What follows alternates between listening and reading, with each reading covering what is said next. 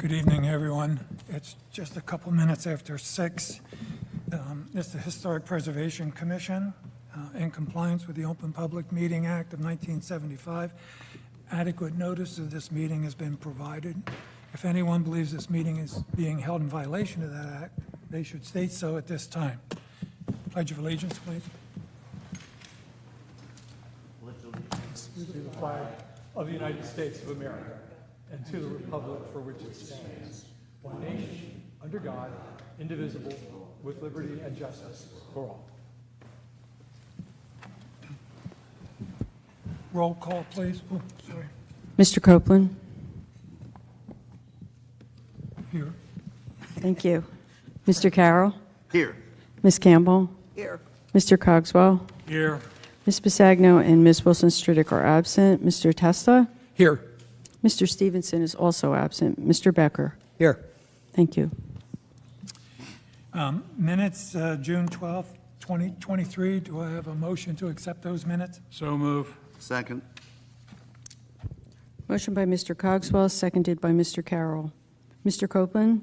Yes. Mr. Carroll? Yes. Ms. Campbell? Yes. Mr. Cogswell? Yes. Mr. Testa? Yes. Mr. Becker? Yes. Thank you.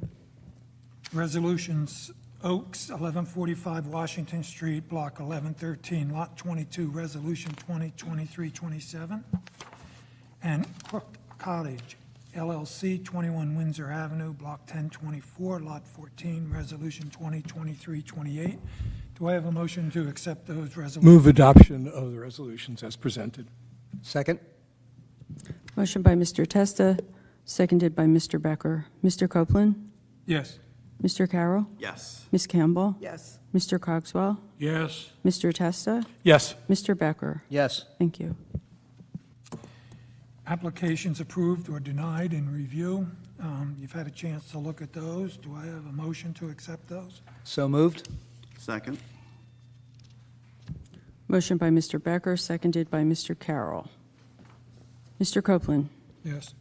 Mr. Carroll? Yes. Ms. Campbell? I vote yes, except on 219 North Street, which I vote no. Thank you. I'm Mr. sorry, Cogswell? the address? 219. Thank you. Right, Who was the applicant? Uffelman. Mr. Cogswell? I vote yes, except I recuse myself from the Episcopal Church of the Advent. Thank you. Mr. Testa? Vote yes on all except abstention on Stomaz Realty LLC, 22 2nd Avenue. Thank you. Mr. Becker? Yes. Thank you.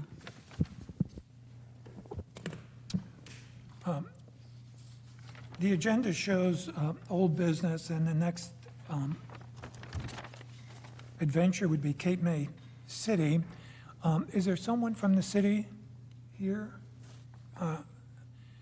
What I would suggest we do is, rather than have everyone sit while we have a discussion about this, I would suggest we move the Cape May City Seawall project down to the bottom and discuss it at that time. Is that good for everybody?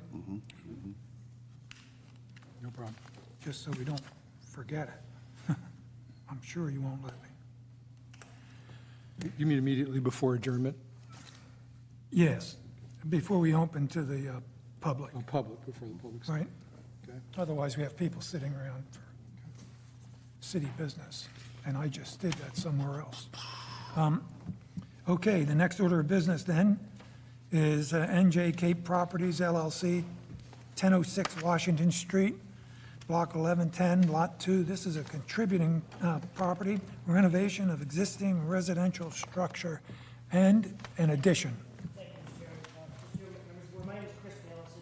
Oh, would you turn your mic on, and you have to talk into that? I represent New Jersey Cape Properties here. We're back for a third time. You guys wanted an updated materials checklist and some additional cut sheets. They were supplied to the board on July 5th under my cover letter, and I hope they satisfy what was outstanding, what you're looking for. And Blaine Steinman is our architect. He's here to address anything, almost anything you guys and ladies need to know, hopefully. Okay. I'm sorry, could you pull your mic closer, sir? That's what he's referring to. Excuse me, Judy? Mr. Steinman, could you pull your mic closer? Yes. Thank you. Is that good? That's good.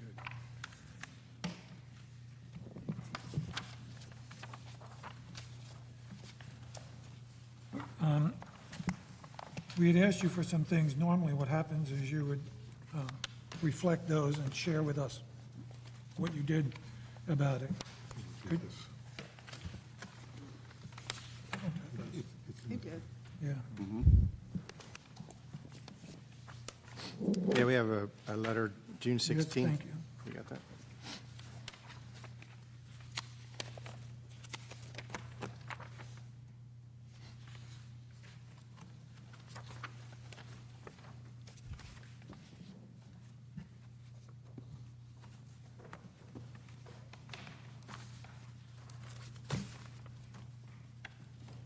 Excellent, thank you.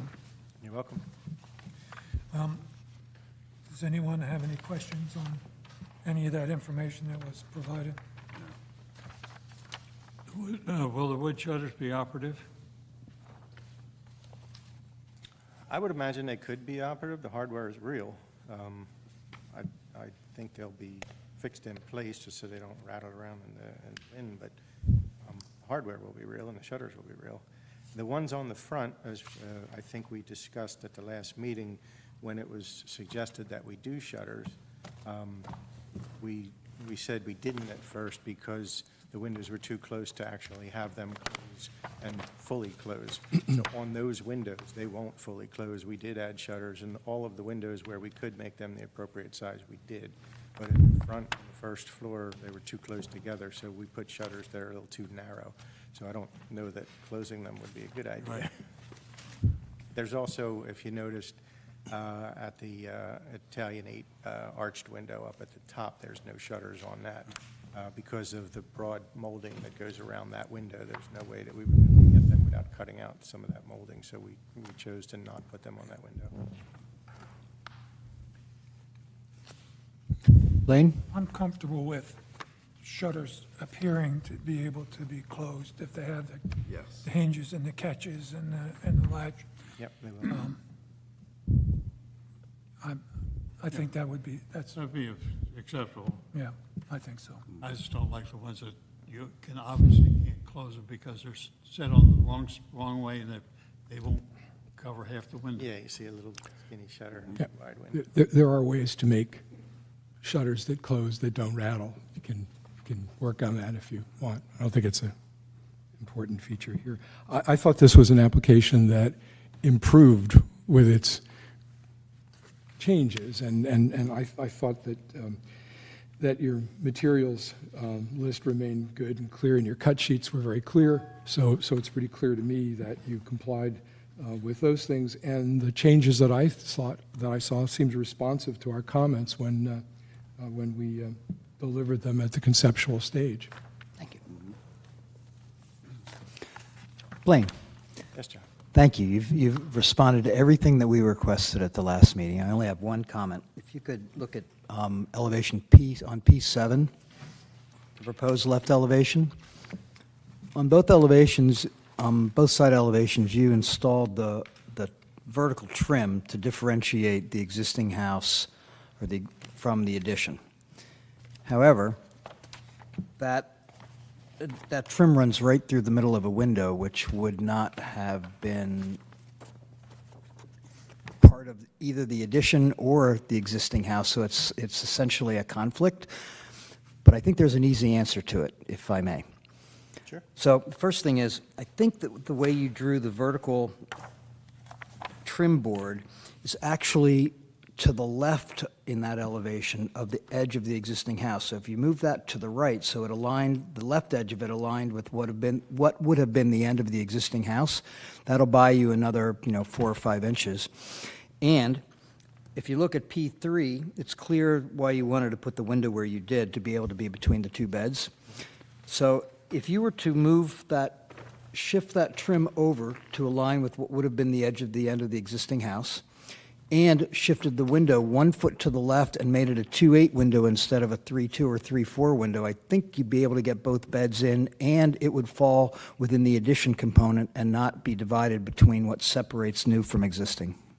Does that make sense? Yeah, I just want to look at the plan to see where it falls, so I can follow it.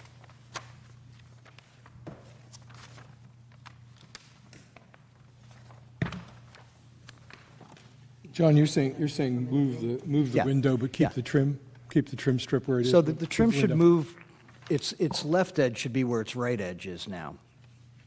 Because he put the trim on the addition as opposed to on the end of the existing house, which buys him another four or so inches so that he could get the window all the way towards the back and still get the window frame within the addition as opposed to spanning both the addition and the new. And if you made the window 2.8, more like the existing windows, which I think they are 32-inch windows, and shifted the window a foot towards the back, you'd still be able to get both of those beds in that bedroom. So I think that may be a solution for you, just to resolve that conflict. Are you trying to have the trim past the window, or?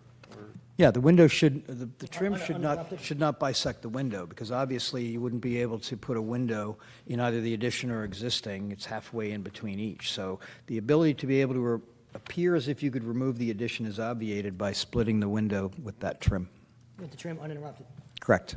The trim, so it's actually going to be past the shutter or just past the window? The shutter can go over it, that'd be fine. All right, so just past the window? Yeah, yeah. All right, we can do that. Thanks. Any other questions or comments on this application? Do I have a motion?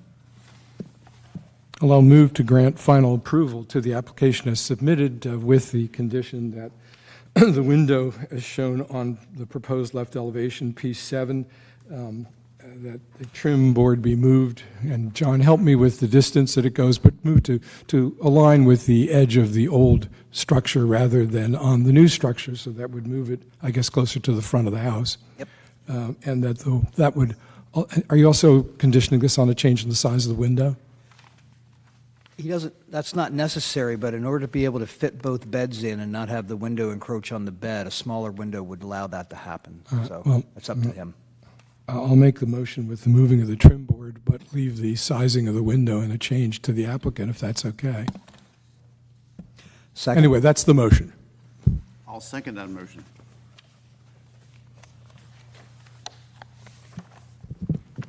Motion by Mr. Testa, seconded by Mr. Carroll. Mr. Copeland? Yes. Mr. Carroll? Yes. Ms. Campbell? Yes. Mr. Cogswell? Yes. Mr. Testa? Yes. Mr. Becker? Yes. Thank you.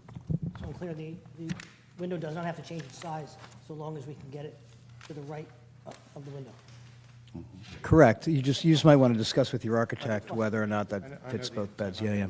Okay, great. Thanks, everybody, very much, appreciate it. Thanks for working with us so Thank well. you. I think you came up with a product that meets all of our requirements and a great little Happy to come fix-up here. to a house Happy to that's come here and screaming meet for you. help. Enjoy the rest of your summer. We believe in practice making perfect. Nice work, gentlemen. Three times the charm, just saying, right? See you guys. Thank you. Good night. Next order of business is Mistretta, 660 Hughes Street, Block 1066, Lot 8. This is a contributing property, and the issue is about a roof. Was that left behind? That's mine. Oh, sorry. I actually left there by accident when I was setting up. Okay.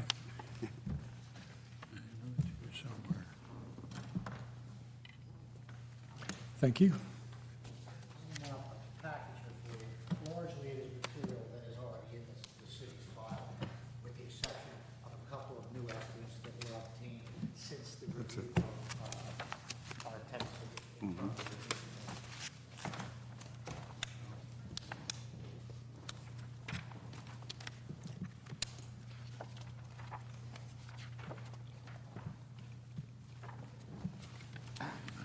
Evening, members of the board. Charles. Yeah, would you speak into the mic? What's your name and stuff? Thank you. Good evening, members of the board. Charles Samian on behalf of John Mistretta with regard to 660 Hughes Street. It's block 1066, lot 8. we come before you, which it's kind of a unique circumstance. It's an issue you folks have probably dealt with many times, but still unique just the same. And unique in that this is a roof, and the issue is the roof, that has 11 pitches. I mean, it's a pretty complex roof design, and for that reason, it's a very complex roofing job. A roofer was hired to put a new roof on this property. And the pursuit of getting approval to do the work, an application was filed. I believe that the board reviewed it, and I think it was reviewed again, and it was finally approved with the caveat that they had to confirm that there were no cedar shakes. The work began in earnest. It progressed along the way. The next thing my client knows is that he served with a violation because there was, in fact, cedar shakes. My client's going to testify that he has no idea when that discovery was made. He has no idea how far into the project the contractor was when the discovery was made. But the bottom line is, when he was stopped after 3/4 of this roof was done, he found out that there were indeed cedar shakes. He's going to testify he doesn't know the difference between cedar shakes and cedar planks. He's not a builder of any kind. He can tell you that the builder told him there was no outward sign of cedar shakes before he began the project, and when they inspected from the attic from down below, all they saw were cedar planks. So apparently at some point in his job, they came across them. I don't know, it was initially, I don't know if it was towards the end of the project or at the point where they were stopped. I don't have any evidence to say one way or the other on that. Having discovered that, he has gone out and gotten estimates to put cedar shakes on there, and the estimates are included there. These estimates are all pretty similar. They are all in the between $90,000 and $100,000. The original estimate to do the roof was $27,300. He paid $16,000 some odd dollars to date to this point where the job was stopped, and that's where it stands. So he's out $16,000, and all three of these estimates are coming in between, well, they range from $91,000 to $117,000. When we went to the review committee, it seemed like it was very high. It seems high to me, extremely high. Well, these builders have expressed to my client that the reason for that is what I brought up initially, is that it's a very complex roof. It's got 11 pitches. There's a lot of custom work that needs to be done there. At this point, my client, who has great respect for what the Historical Commission does and the way they preserve the integrity of the Victorian historical past in Cape May, and takes great pride in his building. And as you can see, he does. But he's now in a position where they're handing him a $100,000 bill. He had no idea that he was going to have to endure, or does he have the ability to endure it? It promotes the question that, the approval says, yeah, you've got to confirm there's no cedar shakes.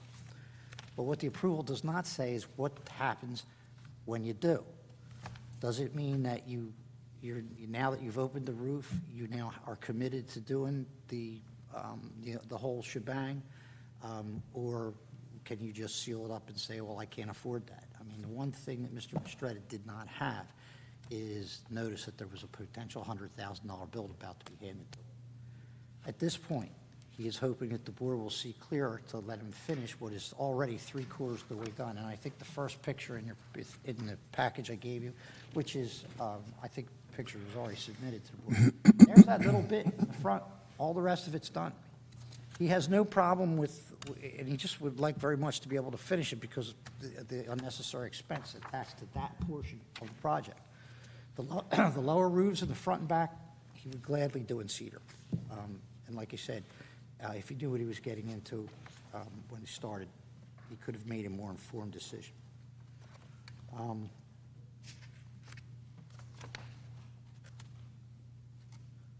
guess at this point, I would like Mr. Estrada to give you some testimony about his circumstance. God, this is Murphy's Law, when this thing started. When this thing began, my whole intent was simply to take an old roof and put the new roof on it to make it look even nicer. I take a lot of pride in my house. All you got to do is look at it and make sure I maintain it. And I thought this was going to be a really good thing. I had no idea. I don't know the difference between a cedar plank, cedar shake. I was relying on the roofers, which, you know, is what it is. If I would have known that I would have been faced with this before this project began, I never would have started it. I mean, nobody, when I bought the house, nobody said, hey, you might have this situation down the road. So there was I had no idea that I was gonna be faced with this. But it is what it is. I am faced with it now.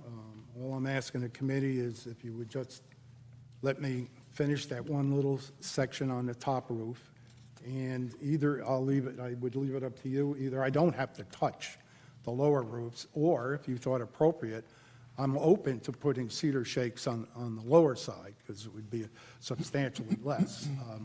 I don't know about you, but I think spending $100,000 on a roof is a little excessive, especially when I was counting on spending 27. So, I mean, I'm just appealing to you people for fairness, and it's up to what you decide.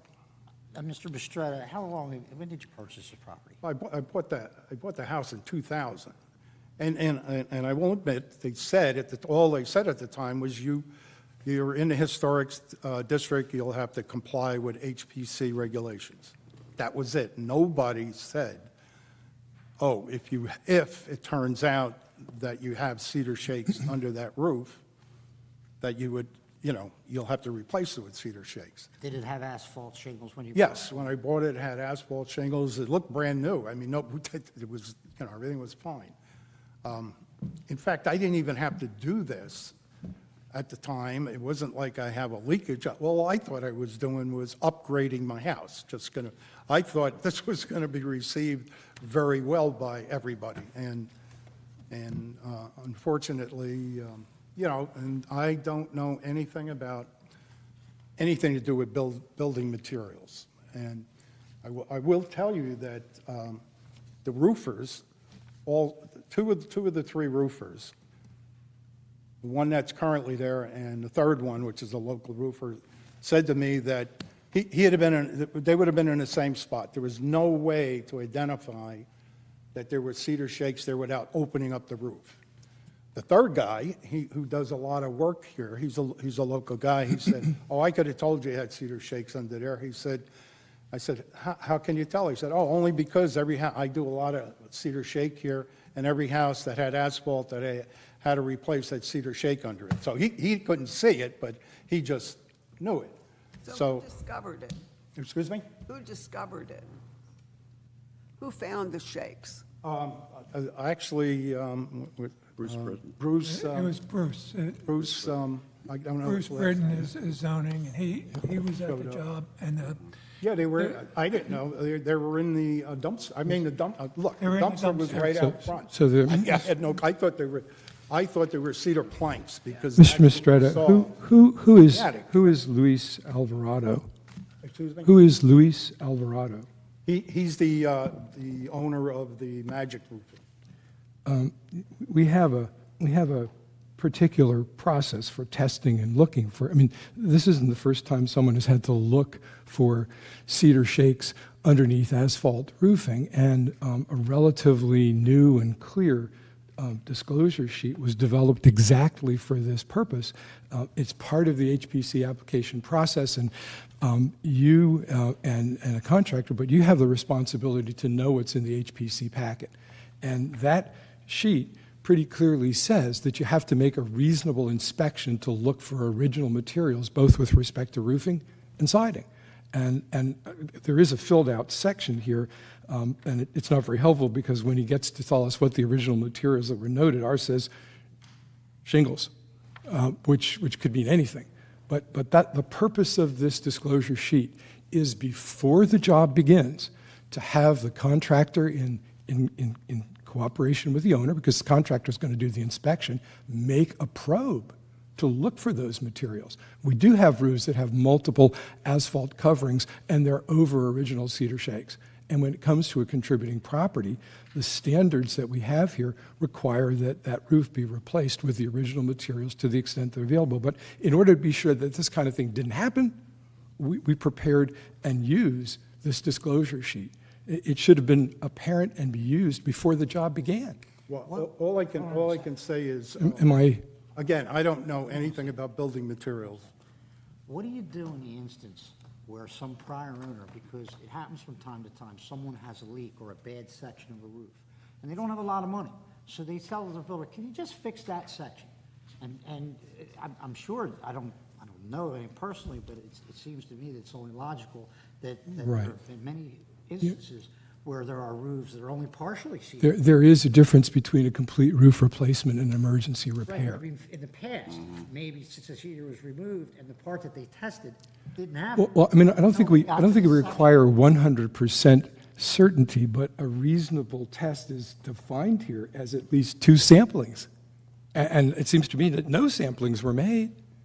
So I mean, this is We don't a- know that. All I know is he told me. Well, you have to take responsibility for Oh, the wait, application. I want you to understand, I take look, this is, I take responsibility. You're right, okay?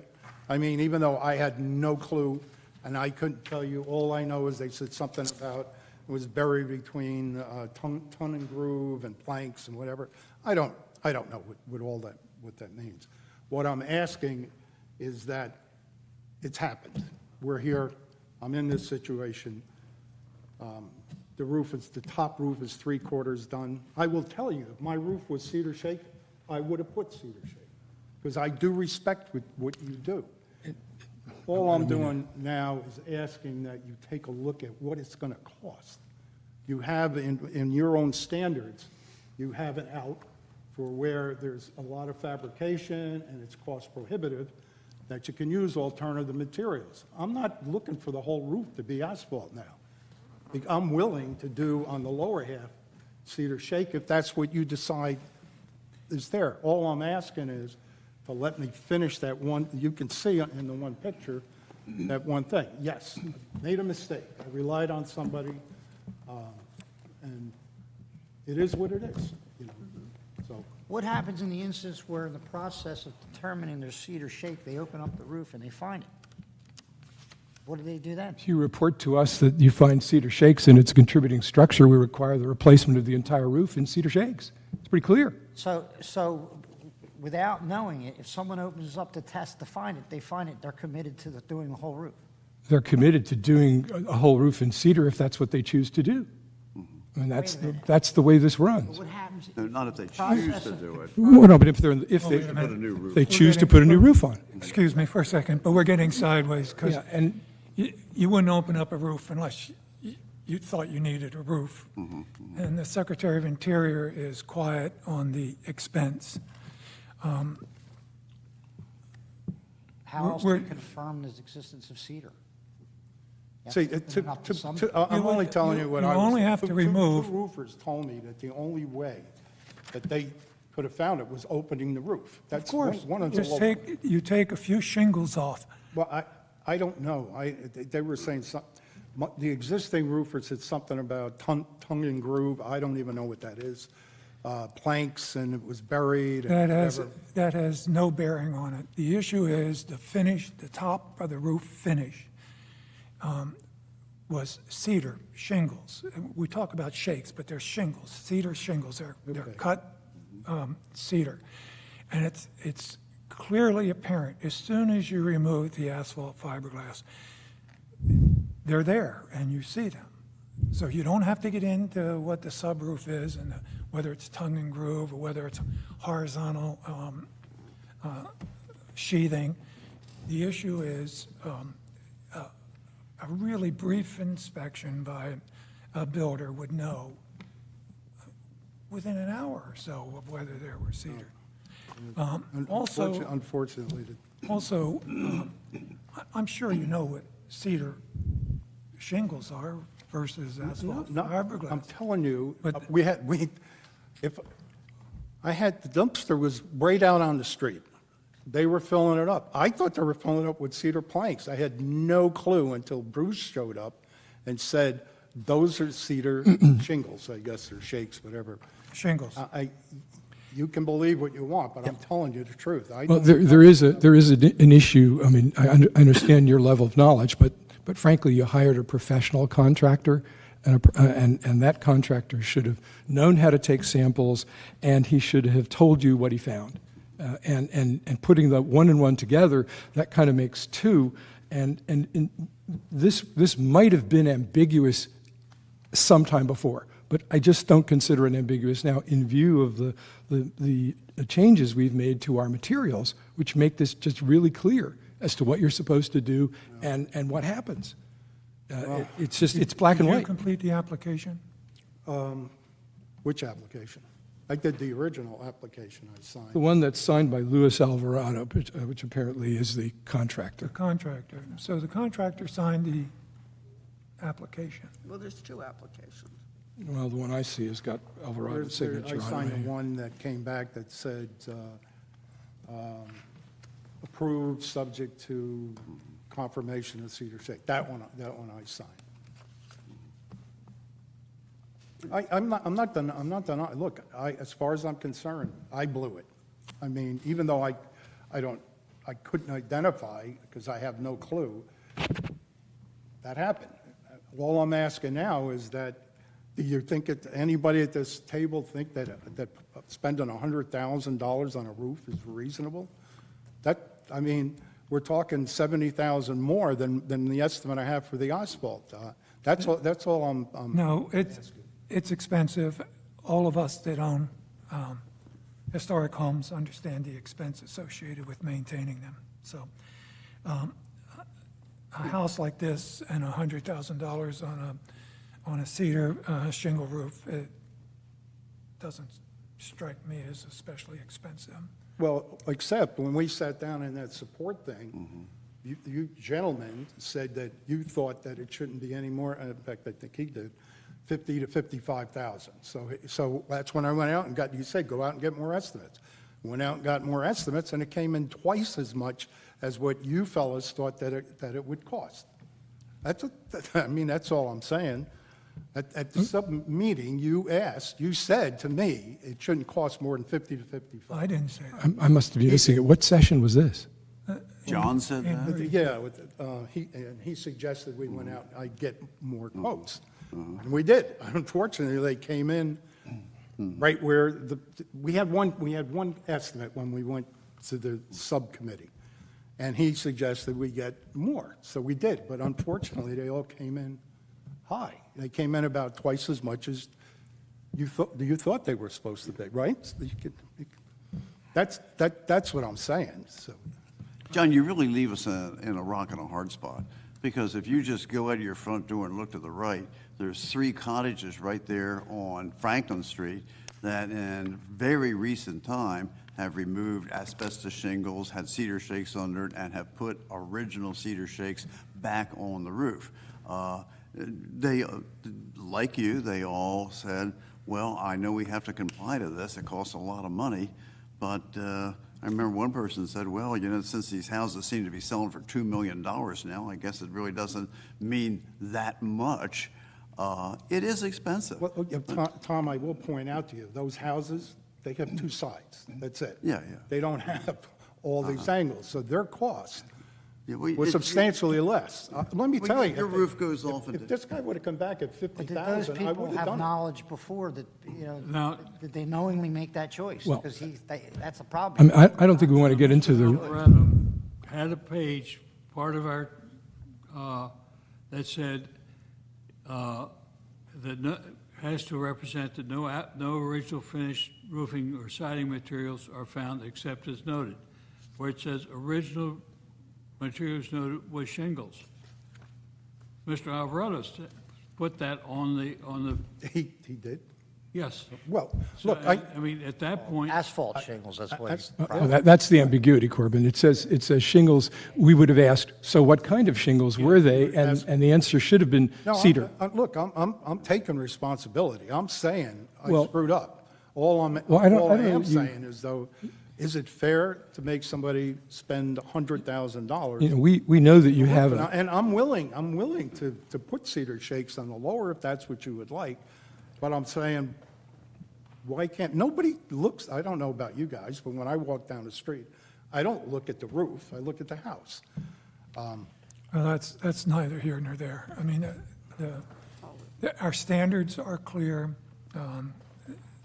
But your standards provide for, it specifically says. Well, that's, if it's no, cost you want prohibitive. to reread that, because that deals with areas where skills are no longer available. They're talking about sculptures and metalwork that it's the excessive cost of custom fabrication. And we're not talking custom fabrication. We're talking an expensive standard wood product. Which have to be cut to fit the 11 different pictures. That's what they're telling me, they're telling me. Well, I'm sure you have some trimming to go on shingles, but, you know, the one thing you might take note of, and your counsel's with you, and that is, you really have been badly served by your original contract. Well, yeah, that's. And that's I'm sorry that you paid him what you paid him, but as far as I'm concerned, he ought to be paying that back to you and start you off even on this, because he's obviously, to me, there's just a malfeasance here on his part.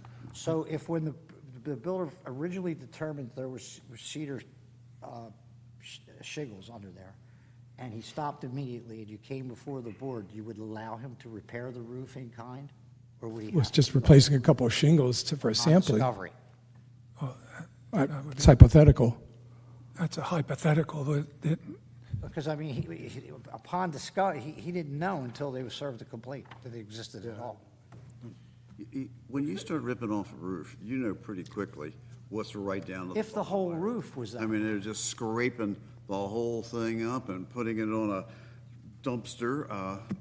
Well, if the whole roof was canvases that way, running down we to don't it. know. Yeah, if I mean, that's- if you didn't take the sampling, it would jump out on you the first day. Yeah. It's He just, may have, and that area may not have had it. Didn't That's have the the problem. Requirements when this first application. well, again, this one is. since it was torn off and it's all in the dumpster and it becomes obvious, we can't go back and say, well, maybe it wasn't on that one spot. Bob, can we ask Bob what the resolution said that, to be sure we had this in that resolution? It would be in the resolution. It's If it's clear, discovered, it has to come back.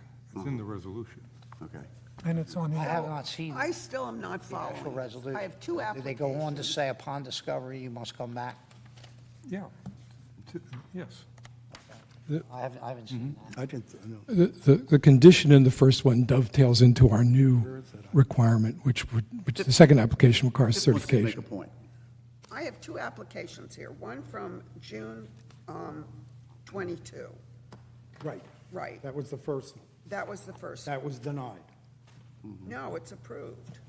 It's approved, and it was approved with, It was approved. if you and go, it says- last year what happened was, again, I know nothing about roofing or anything. Yeah, I yeah. brought in a bunch of roofers. They all told me, I said, do we have to file, get permits? Do we have to do anything? They said, no. I didn't know.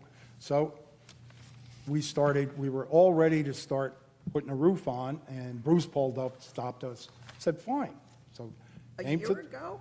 A year ago. Came to the board, okay, came to the board denied it. They said, you need cedar shakes. So I went out and I brought in 3 guys that specialize in cedar shakes. They came in, they all were at 100, just like we are now, they all were at 100,000, but 2 of them looked up in there and they said, in my attic, and they said, you don't have cedar shakes, you have cedar planks. They took pictures, we resubmitted, they adjusted that, and then we got the second approval that said, approved subject to confirmation that you don't have cedar shakes. And that's where we were at. And I waited until this spring to do it. I had a year to do it. I don't know if you've been following the stock market, but that kind of put a little dent in when to do it. But in any event, that's when we started this up again. I got the permit, and I thought everything was fine. In fact, the day that Bruce showed up, the supervisor, he was the only one to speak a little bit of English. He just said, finish. And I said, today? And he said, yes. I said, oh, great. I thought everything was going to be done. And then Bruce came, and Bruce said, those are cedar shakes. And I got to tell you guys, I had no clue. I thought they were cedar planks. So, and this is the person from Magic, right? Which one? So, The Luis Alvarado fellow. Yes, he's the owner of of Magic, right, okay. So, and that application was approved by the HPC? Yes, Yes, and in that application, they included photographs from the attic of the cedar planks. Oh, okay. right. All right, It had the pictures of the attic, which showed cedar planks. all right. And that was before our application included that roof document. And that 2022 application preceded the date that we started using that roof document. Yes, that was going to be my point. That was going to be my point exactly. But the approval was, the prior approval was conditioned on no cedar shakes. Am I understanding that correctly? It's the same thing. It's the It's a same. functional equivalent, same thing. To have a, Yell at them about not having filled out this testimonial thing. well, this one is filled out incorrectly. If there wasn't one before, the approval that covered that was an approval conditioned on there being no cedar shakes, of which there were, which is why it's back. Could I, I never saw a piece of paper that said that. Well, your current application does say that because it's now an updated, modern application, which has a new detailed testing requirement and certification in it. Your prior one was carried at a time when this was informally the case, but you were given an approval conditioned on there being no cedar shakes found. They were. So the condition fails. It's the same thing. I mean, this is just clearer and easier. No, but the approval Was came conditioned, last year. was conditioned on there. if I'm- June, and then it was conditioned that, all it said was confirm that there weren't cedar shakes. That's a condition. Right. I'm not It's a condition. denying that. I'm saying that happened. It's a mistake. I screwed up, because I got the wrong guy. So- If I would have known the let me- locals around. Let me just, let's back up a little bit, and we're not insensitive to your dilemma, but we're following an ordinance and a process and a procedure, and it's been violated at several levels. I would float an idea, and only an idea, and to get a reaction from the commission. The issue with cedar and any of the materials is visibility. It's to hold the integrity of the property and the building, so that it reflects the period of significance. So if it would be helpful, perhaps, from this conversation, my understanding is the back of the house is already dressed. Yeah, everything, if you look at the pictures, everything all but right. this one little section. So they're all dressed in fiberglass, asphalt fiberglass. The visible part is, looks like to be a little bit more than half of the roof, the front porch and the front of the house. It seems to me a reasonable compromise under the circumstance, maybe to look for cedar shingles, now you have me saying it, cedar shingles on that front portion, that visible from the street, visible from the side yard, and make that cedar. Well, it's not going to save you a great deal of money, but it will save you some money. And it may be, under the circumstance, understandable to future applicants of why an exception was made. It's a suggestion, I don't know what. Well, it's a suggestion that we have floated before, that we have used in extraordinary cases as relief. And that's because what's most important from the view of your property is the front and what can be seen from the front and the sides, but not the back. And it produces a kind of a hybrid situation, which is not really what our goal is to achieve, but it is a form of relief that we depart from those strict standards. I could support that as a, We've done that several times. yeah, on Hughes Street. yeah, not many, but Well, the several. most recent one was Mike Smith's house, where he had to do the upside-down ice cream cone on the top and cedar shakes and the portions of the roof that came forward, but was able to do the same kind of shingling you did in the back. And So that would basically mean you would need to, Yeah, what would have to be, the front of this dormer, both sides of this dormer, and these two sections of roof would have to have cedar shakes up and then And the front tie porch. into. And the front porch. And the front porch, yeah.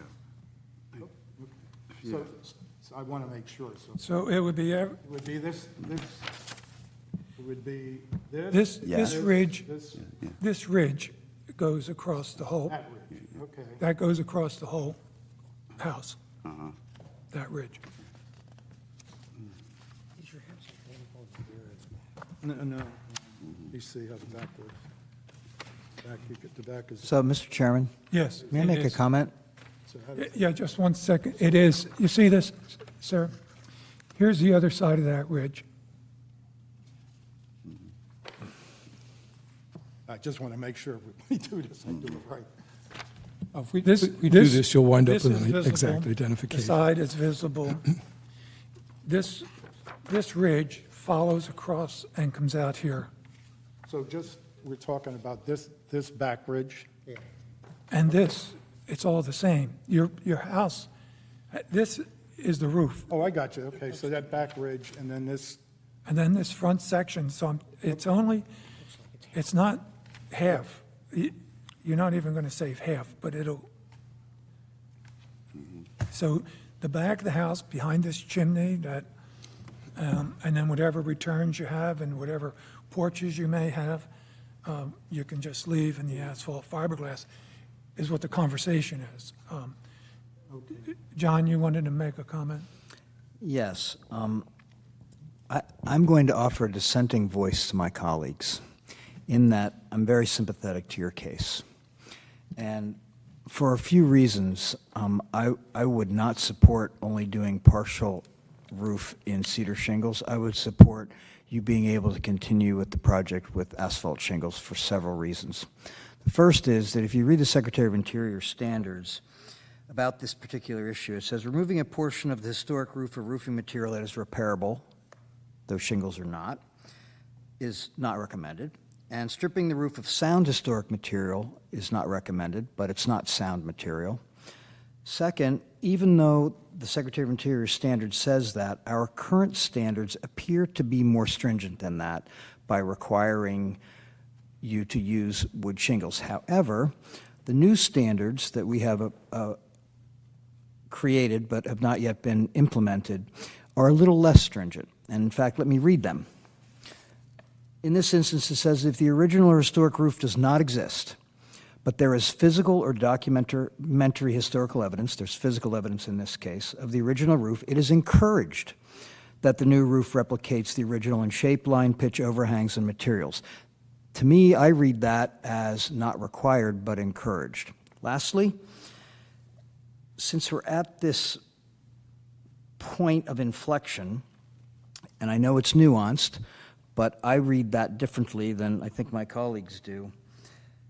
We also know that the historic survey of this house states very clearly that the roof is sheathed, I'll read it, the roof is sheathed with architectural dimensional asphalt shingles, yet its contributing status was not jeopardized by that. It retained its contributing status, and I believe one of our primary roles is to, in fact, maintain the ability for each of these houses to continue with their contributing status, and that did not jeopardize it in this case. So for that reason, I'm supportive of what you're requesting and would not be supportive of having to compromise by putting half of the roof in with wood shingles and the other half with asphalt shingles. Would you? But I'm only one voice.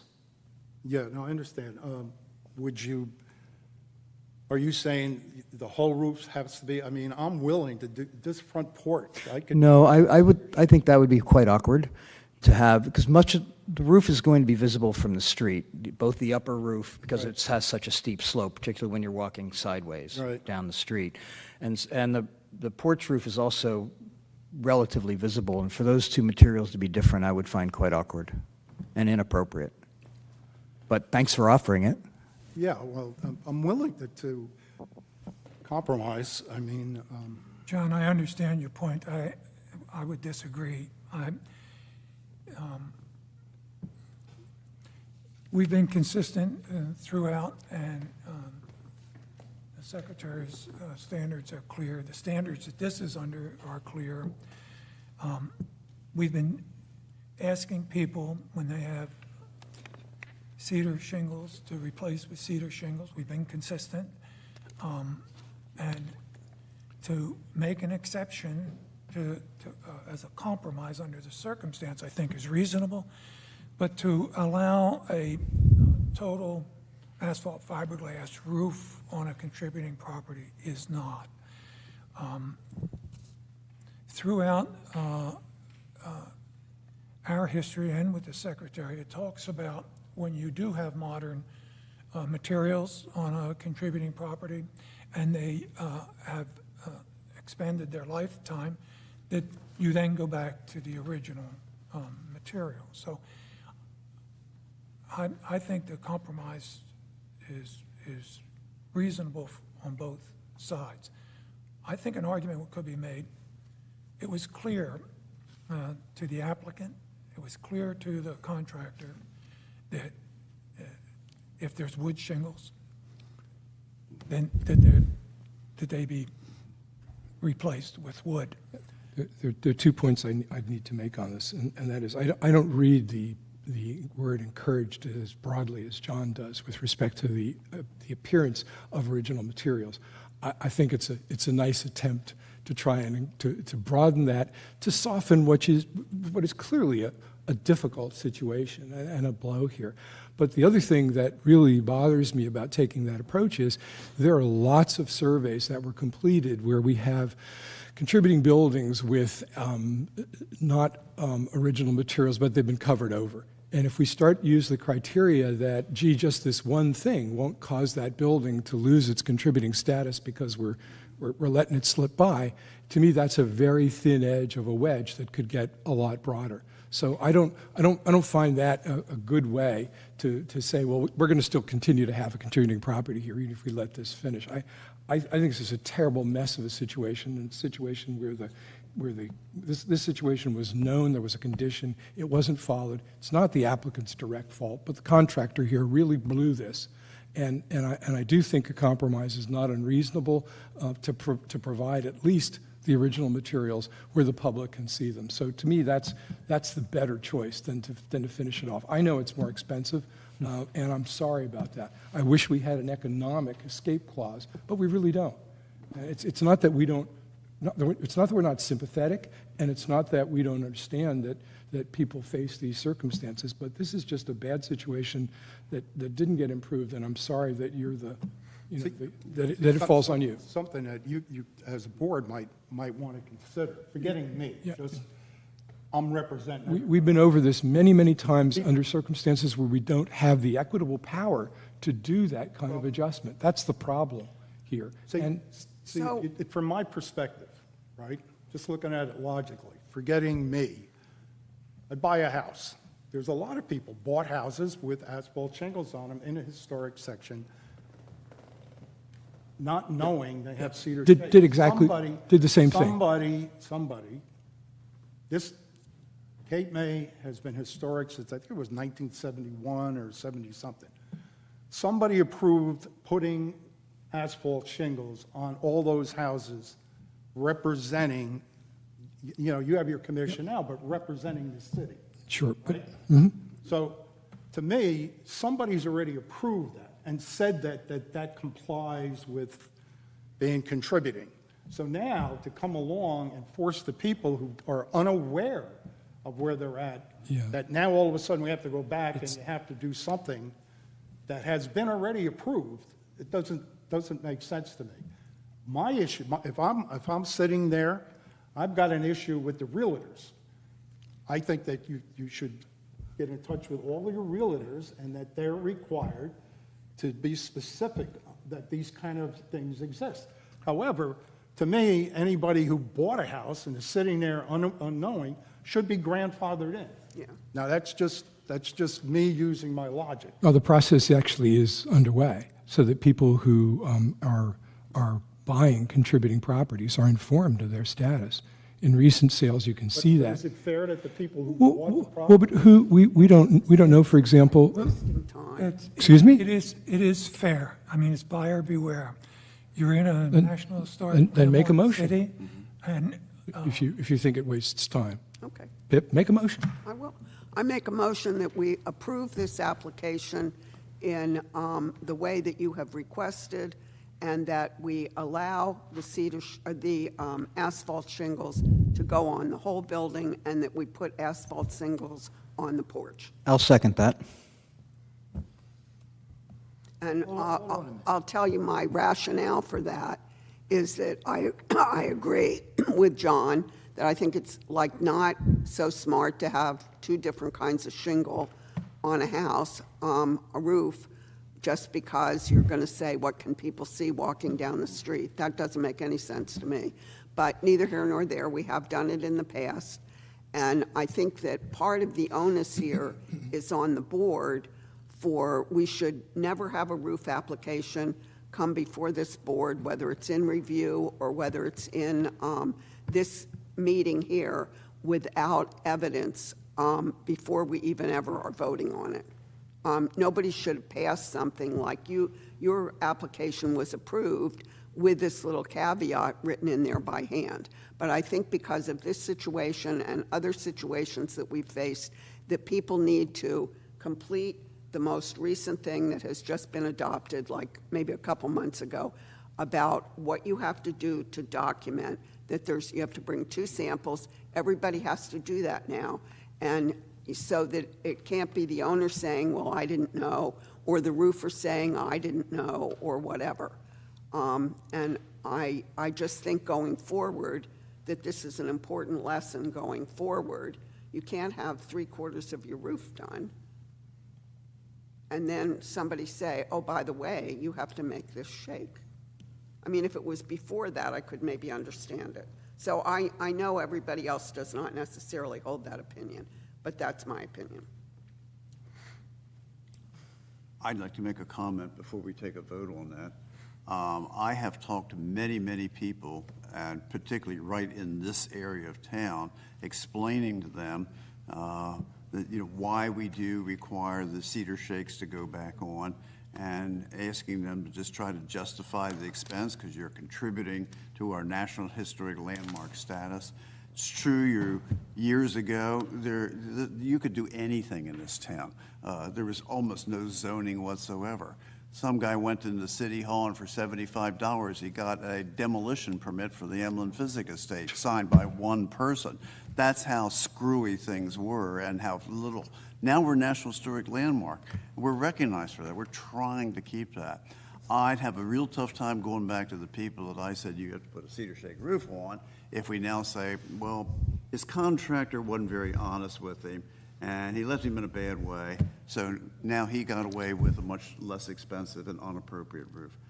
Pip, I can't vote for that, particularly when I think we have a compromise that is very, very much like other compromises we made on many houses in this community. It was fair for them. They have their asphalt shingles in the back, cedar shake in the front. The town's keeping its appearance. So I can't vote yes for that. Well, we have a motion, and we have a second. Motion by Ms. Campbell, seconded by Mr. Becker. Mr. Copeland? No. Mr. Carroll? No. Ms. Campbell? Yes. Mr. Cogswell? No. Mr. Testa? No. Mr. Becker? Yes. So we have, I will make a motion then that discussing the compromise is that the front of those roofs, which we will help you outline in this, be finished off with cedar shakes, and also, when necessary, when the porch roof below it, also be done in cedar shakes too. And I apologize that you're in this situation, but this would be exactly what we have had other people do. And we, in order for the board to have any respect whatsoever, we just have to be uniform in our decisions. Having made the motion, I'll second it. Let me just, you mentioned, again, shakes, you mean shingles. Shingles. Cedar. The things you put on roofs, shingles. Let me suggest that if that part of the motion be that before any work is recommenced, that the plan or a drawing is submitted to the review committee to clearly show which areas, so that there's no issues later on about that. Right. Yes.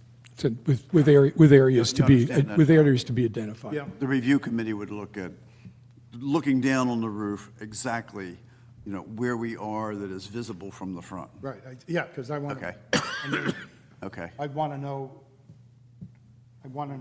exactly so that I know how to get Yeah. an estimate.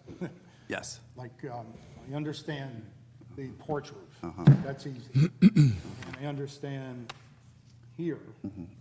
I just want to make sure that it's this, that, and it's that piece coming across. I'm sorry, Tom, can you restate the motion, please? And this piece back here, Tom? You say my motion? Yeah.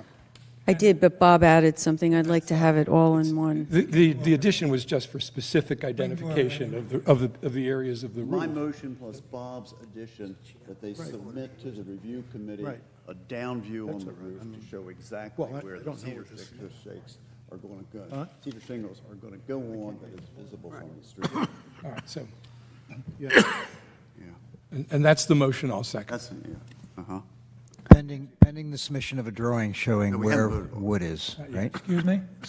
But that's pending the submission of a drawing showing where's wood and where's asphalt, right? Yeah, That's part of your the motion? Okay. Now, I have to get a drawing, or, yes, okay. Yeah. Motion by Mr. Carroll, seconded by Mr. Testa. Mr. Copeland, Yes. Mr. Carroll, Yes. Ms. Campbell, No. Mr. Testa, Yes. Mr. Cogswell. I'm going to abstain on it. You're going to abstain? Thank you. You're not going to vote? I'm going to abstain. Okay, thank you. Mr. Testa's a yes. Mr. Becker? No. 3-2. Thank you. 3-2. 3-2. 3-2, one abstention. Does that pass? Yes. Yeah, 3-2, passed 3-2. And so, at the review committee, you can provide Draw. a drawing. So, okay, so I come back on when you have your Tuesday Yes. meetings after I get a drawing. Yes. I got you. Or you can submit it to the review committee. If you're careful on how you do it, you probably wouldn't even have to be there. Okay. Okay. Well, thank you, gentlemen. Thanks, John. Thanks, ladies. Thank Thanks, you. Charles. Mr. Mistretta, I think all you really need to submit is a roof plan, just showing which surfaces are wood and which surfaces are asphalt. I think that would be adequate. Not an architectural plan, so you don't need to have, I got it. okay. Okay. Basically a diagram.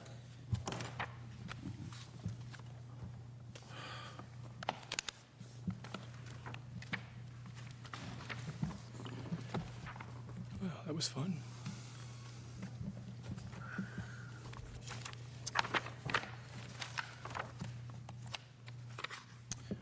New business. Cardino, I'm sorry for the pronunciation, Vivian P. Trustee, 1519 Beach Avenue, Block 1174, lots 17 and 18. This is a contributing property, and we're looking at a front porch and foundation renovation, fence, and some landscaping. So, into the mic. Into the mic. Good evening. You are. I am Deborah Sloan-White with Asher Sloan-White and Partners Architects. It's nice to see you all again. Earlier this evening, you actually approved, this is Guy Cordino. My name is Guy Cordino. I'm Vivian's son. You what? I'm Guy Cordino. I'm Vivian Cordino's son. Guy? Yes, G-U-Y. Thank you. Earlier this evening, you actually approved a temporary stair for the front porch of this home. The home was renovated several years ago. We're back before you just for replacing the existing front porch. So if we look at, it is a contributing home. If we look at sheet A1 of our submittal, you can see on the site plan, we've clouded the area, it's hatched the darker black, showing we are literally just touching the front porch of this home, not the roof line, not any fenestration, nothing else is changing. Sheet A2 is probably the best demonstration of the proposed work. The existing foundation for the front porch is concrete block that's been infilled with sand, and there's a concrete slab that serves as the porch floor. We included as part of the submission a letter from our structural engineer indicating that that existing concrete block wall is failing and needs to be repaired. As part of the porch renovation, what we're actually suggesting is removing the concrete block, replacing it with brick piers with a wood lattice between. We are proposing replacing the existing wood columns in kind with new wood columns and leaving actually the second floor handrail and everything in place exactly as it is today. We're also requesting to flare the front steps as they approach that porch to give it a little bit more of a grand entrance. We've also added a new awning on the second floor to provide some sun relief from, it faces, so that second floor deck is really uninhabitable for the majority of the day. A3 just shows the same concept from the side view. You'll see on both these pages, we've included a drawing of the existing, a photograph of the existing, and then the proposed changes highlighted in yellow for you. A4 is just a sample showing you, again, the lattice that we're proposing. We are requesting removing the existing concrete slab that is the porch floor and replacing it with a wood-framed deck with Ipe wood as the finish. A new wood porch ceiling. We've shown you an image of what brick we're proposing at those piers. A new wood railing, newel posts, again, an illustration of the column. We did go to the site and measure it, hence all the dimensions on there. The end of our application are drawings from a landscape architect. If you've walked by this house recently, you'll see that a lot of the landscaping had been very overgrown and was removed. We are proposing to bring back natural plantings around the base of the front porch, replace the front walkway, make the lawn a nicer place. We're putting a new fence.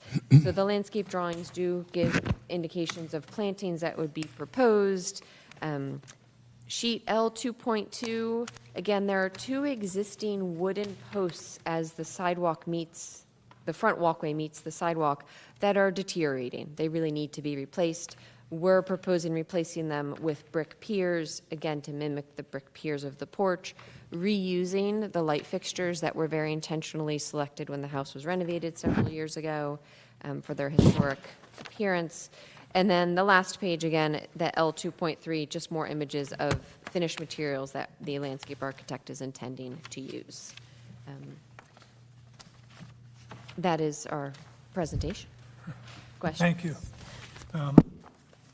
There's a number of things that you're doing here that's going to improve this property dramatically, so I applaud your plan and your effort. And then, having said that, to maybe frustrate you a little bit, the railing system that is on this house is not appropriate for the house. Those thin spindles is not what would have been in place. And since you're doing all of this work, it just seems like an opportunity to improve the railing system on the first and second floor. You're not touching the railing system, as I understand it. So We we were not intending to touch the second floor railing because it was replaced just a few years ago. The first floor railing system, we were intending to replace with 1 3/4 inch square painted wood at 3 inches. So it is a more dense railing than what is there, but I interrupted you, I apologize. Well, I would offer to go around the room and make comment about the railing. The railing system should, in a house like this, should be a little bit more bold, I think. But having said that, This is one of the houses built on the 1500 block of Beach Avenue, part of the East Cape May Real Estate Development Project around the turn of the century. And a number of them have had railing systems replaced and changed. I just want to back up for a second. Your materials sheets to me seem all good. The things that you proposed, all acceptable for what has to happen. You are going to be replacing the porch roof. You've got a beaded board listed, shown in the examples in the cut sheets, right? But you don't have it on the materials Oh, I sheet. apologize. So under other, you might have put in, but we understand that's going to be wood beaded board, right? Yes. On the ceiling of the replaced Correct. porch. And if I'm understanding correctly, you're going to take that concrete porch, get rid of it, make a wooden structure, and do a wooden deck there instead of the concrete slab. Most of these houses were on, in fact, all of them that I know of were on spread footings, usually very wide spread footings, and it sounds like this one's starting to fail. Correct. At that western corner. So it seems to me all the stuff you're doing is the right things to do, and I wouldn't want to substitute my judgment. I think the use of the piers, the brick piers with the lattice, is certainly within the range and appropriate to what we've been doing. There's lots of brick. It's been used for piers. It's been used for whole foundations. So if you want to switch from block to piers and lattice, that seems great to me. I leave it up to others to comment about the railings, but otherwise I think the project's really good. I would make one other mention. At your front end, I know because I'm just down the block, and you're going to do the is it brick piers for the lampposts? Yes. Be careful with using wood at the top of that because it's really going to get beaten up. Right, your cornices under the lamps are wood on top of brick, right? That is what it is shown, Yeah. but we can certainly. You want look at all to the- be careful. I mean, if possible, you might want to think about a more durable thing like a cement cap or a stone cap. Okay. But that's we can debate the railing stuff. But beefier is better. Pip, you have a comment? No, I don't have any comment. Tom? Yes, when you're going to do your new base foundation around it and have the lattice, there's not going to be anything behind the lattice. That's just going to be breathing underneath there to get air in under the porch. That was the intention. Okay. And there will not be fiberglass under the porch. It will be able to your point, breathe right Okay. through. The Ipe decking will be open to what's Alrighty. below. Warren brought up your railings. We usually say a railing should be 2 inches wide and 3-inch spacing. You're doing 1 3/4 inches, and I don't want to require you to change that to get another 1/4 of an inch out of that.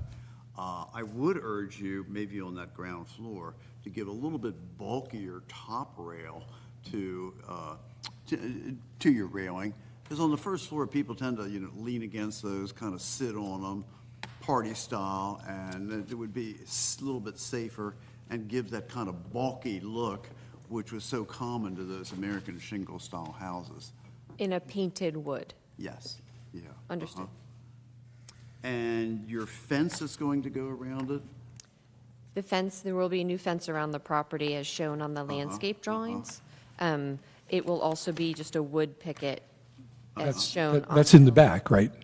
It is. And in you've fact- you've got another fence joining the Nippers next door, right? There is an existing fence on the property. This wood fence, though, would be visible to the street.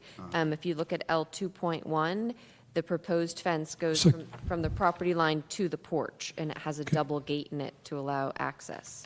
But the style seems to be Murphy 301. It's a style we've approved. I would urge you to stain or paint it because those cedar fences just turn dirty black mold in a short period of time. And, you know, all the trim and fences up in that area of town were always, you know, glossy white to offset the cedar shakes. And one more thing, your lattice is a 50% opening and 50% wood. Privacy lattice, which we do request, is 25% opening and 75% wood. So as you look at it, you know, you can see through 25%. And you might kind of like that since you're keeping it open underneath. That'll kind of reduce the visibility, but let plenty of air in under that. And putting iPay on your floors is a really good move. That's about as durable as you can do for a porch deck. So. Great. So I guess my big request really is that you just use the privacy lattice and, you know, suggest that you put a stronger railing on the railing around the bottom, but not worry about changing the whole railing system on both floors. Understood. Thank you. Corbin? My one comment was a beefier top rail for that. And you can make it with, you know, like sort of a tapered top so as to get a drip rail on it. And if you don't want to paint the cedar, a clear sealer will keep it looking For the fence? for the fence. So either would be appropriate for you? It's really your client. You would be more consistent if you had painted it white. White paint. Yeah, it's Tom's point about the fences in the neighborhood clearly would show you that that white is the. Use a solid stain. Then you just power wash it every once in a while and put another coat on. Yeah. John? Just two comments. So, nice submission. It's complete, everything's quite clear. Two comments. The flared stair on a shingle-style house of the early 20th century would not have been anything but a very straight, simple stair. So that appears quite inappropriate to me as a stylistic flair that would not have been appropriate in that time. Okay. So that's one. The other is, I have some concerns about the step lights that you're showing on these very broad, very visible stairs. It looks like you're putting 3, 4, 5, 6, 7, 8, 9, 10, 13 step lights, if that's what's shown properly on L2.1? It is. We can certainly negotiate that point.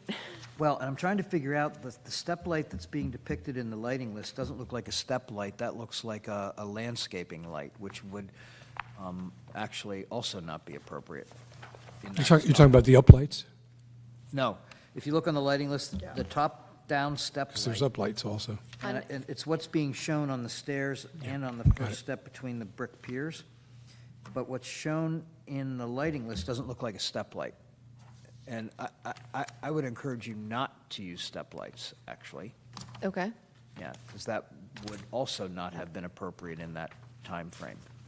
And where's the uplighting going? There's one uplight indicated under this tree that's right here to the Okay. right of the porch. Okay. Which again is optional. I mean, landscape architects get a little Yep. overzealous. So my two comments are step lights, consider removing them, and the other is the flared stair doesn't appear appropriate for this shingle-style house. Okay.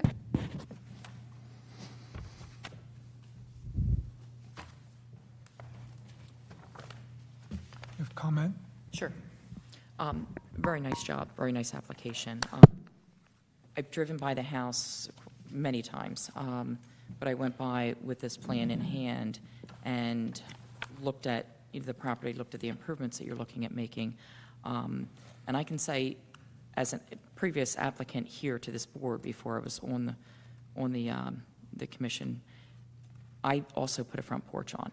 And the recommendations, I was like, okay, putting a heavier rail on it, it really does make a difference. You know, the spindles, it really does make a difference with the porch. So I really, think that would be a great addition to this plan as well. So, but very nice application. Thank you.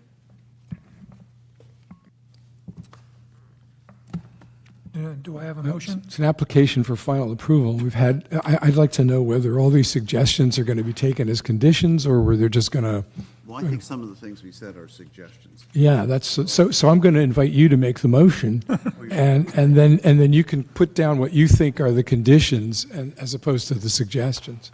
Okay, I will make a motion that the application get final approval with the exceptions. There would be no small stair lights. There would be a straight staircase into the property. There would be privacy lattice in all the lattice sections under it, which means 25% open, 75% wood. And suggesting a stronger top rail and suggesting that you stain or somehow treat your fence so you keep the mold off of it. Those are suggestions.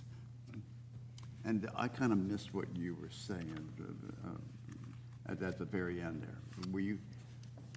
Did you have something I should be adding to that? John or myself? Lorraine? No, Yeah. I agreed It's with like everything. beefy top rails were just fine. I was trying to think about the emotion while you're talking. Just a suggestion as well, just because looking at my porch and knowing I went through this process as well, beefing up the top rail, but it also looks nice if you beef up that bottom rail as well. Just as, again, a suggestion. Those are hard things to do when the rail's already there. You can't just take the top and the bottom off and all those little balusters stay there. On the second floor, it would be difficult. Future suggestions. I was to say, so as this application stands, we are only proposing the first floor railing be replaced. Is it a condition that we also replace the second floor railing system, or can that remain? It's not, but it seems to me that if you beef up the railing on the first floor, it would make sense to beef it up on the second floor. I mean, As a future improvement, we would definitely consider that. As you look at houses down there in that area, the American shingle style, their trim is always heavy. And, your railing systems right now look very light in comparison to the other ones in the neighborhood, which I think you want to look like those big, they're really nice original looking ones. So it would be good while you're doing work like this to go ahead and beef that up. So I'll second Tom's motion, by the way. Okay.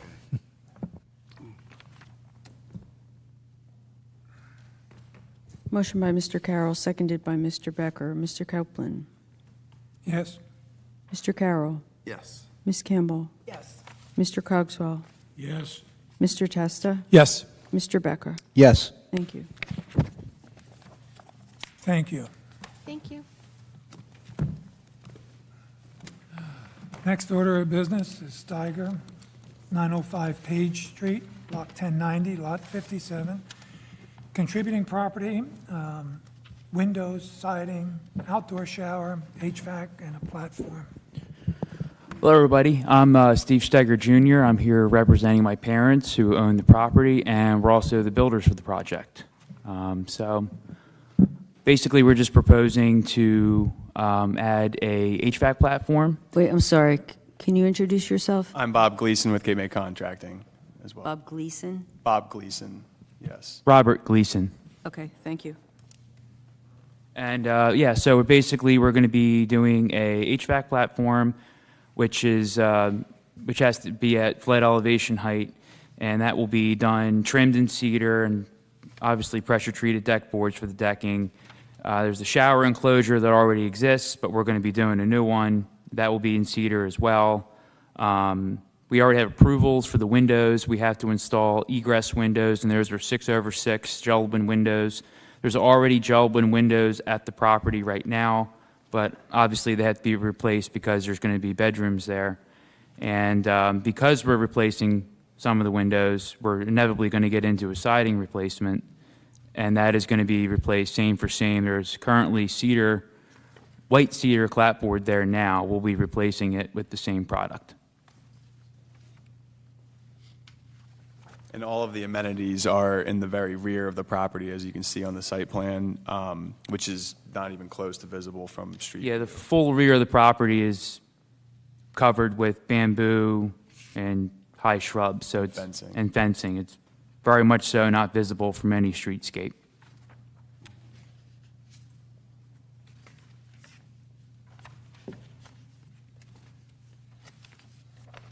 So, quick question. I don't see anywhere in the application what you're calling out specifically are the windows. Are they wood primed on the exterior? The windows were already approved already. I guess they put that down, my architect put that down incorrectly in the application. If you look at our file that I submitted, there's already an approval for the 6/6 Jeld-Wen windows. And those are going to be a primed wood product, and those are going to be painted.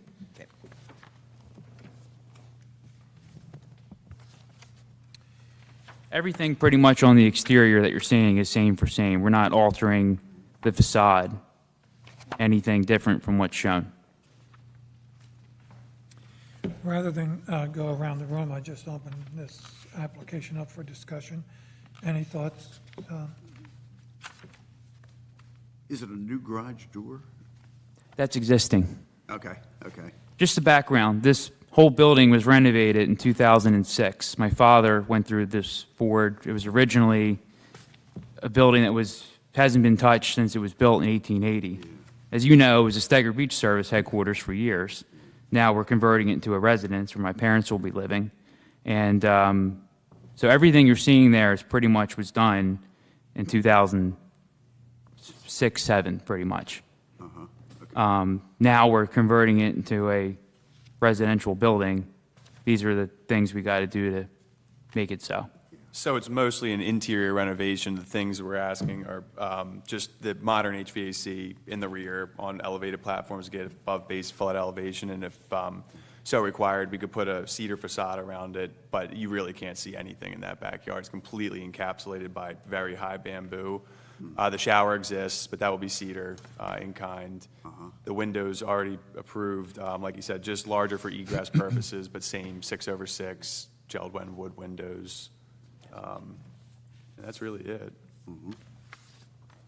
And siding, same for same. I think it's a 4 1/4 to 4 1/2. It varies, exposure, cedar. Just replacing what we have to for the new wood windows. You heard us giving advice on what cedar looks like after a few years. Yes. Yeah, we know. Are you going to stain it or anything like that? We're just going to let it age naturally. That's what's there right now. Yeah, okay. You can always power wash it and stain it. That's what we They do. actually do that religiously, so it actually still has that color, the good color. Okay. I don't have any problems with this. This seems really simple, straightforward to me. I would just comment, not as part of a motion necessarily, but the HVAC equipment that's in the back, right now, you can't see it because of bamboo, but of course, someone at some point can take the bamboo out and then it's exposed. I would encourage you to use lattice. Yeah, we can put it, and I was kind of already anticipating that. We can certainly put a enclosure around it. Yeah. No problem. Do I have a motion? I'll make a motion that we approve the final approval for the application with the addition of lattice screening on the AC units in the back. I'll second that. Motion by Mr. Carroll, seconded by Mr. Cogswell. Mr. Copeland. Yes. Mr. Carroll. Yes. Ms. Campbell. Yes. Mr. Cogswell. Yes. Mr. Testa. Yes. Mr. Becker. Yes. Thank you. Thank you. All right, thank you, everybody. Have a good night.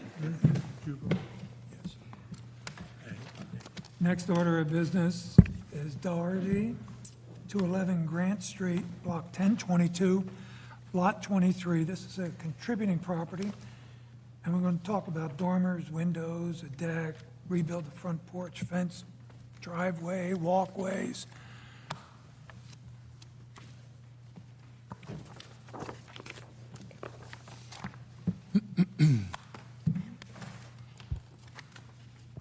Good evening, everyone. I'm Pam Fine with Fine Architecture. This is my client and owner of the property, Donna Doherty. I will run you through the proposed plans and entertain any questions as we go. So I'll start with the P1 sheet, which is basically the site plan. You'll see the various coverages that we're proposing. We have a new front pervious paver walkway. It'll be in a brick style. We also have another longer pathway to the right side entry, which will also be in a pervious paver. And then we have a brick tire strip driveway, which will replace what's existing there now. We're also proposing a short retaining wall to deviate some of the runoff from the building to the right. And then the only other change on the site plan you'll see is towards the back, where we're proposing a longer deck.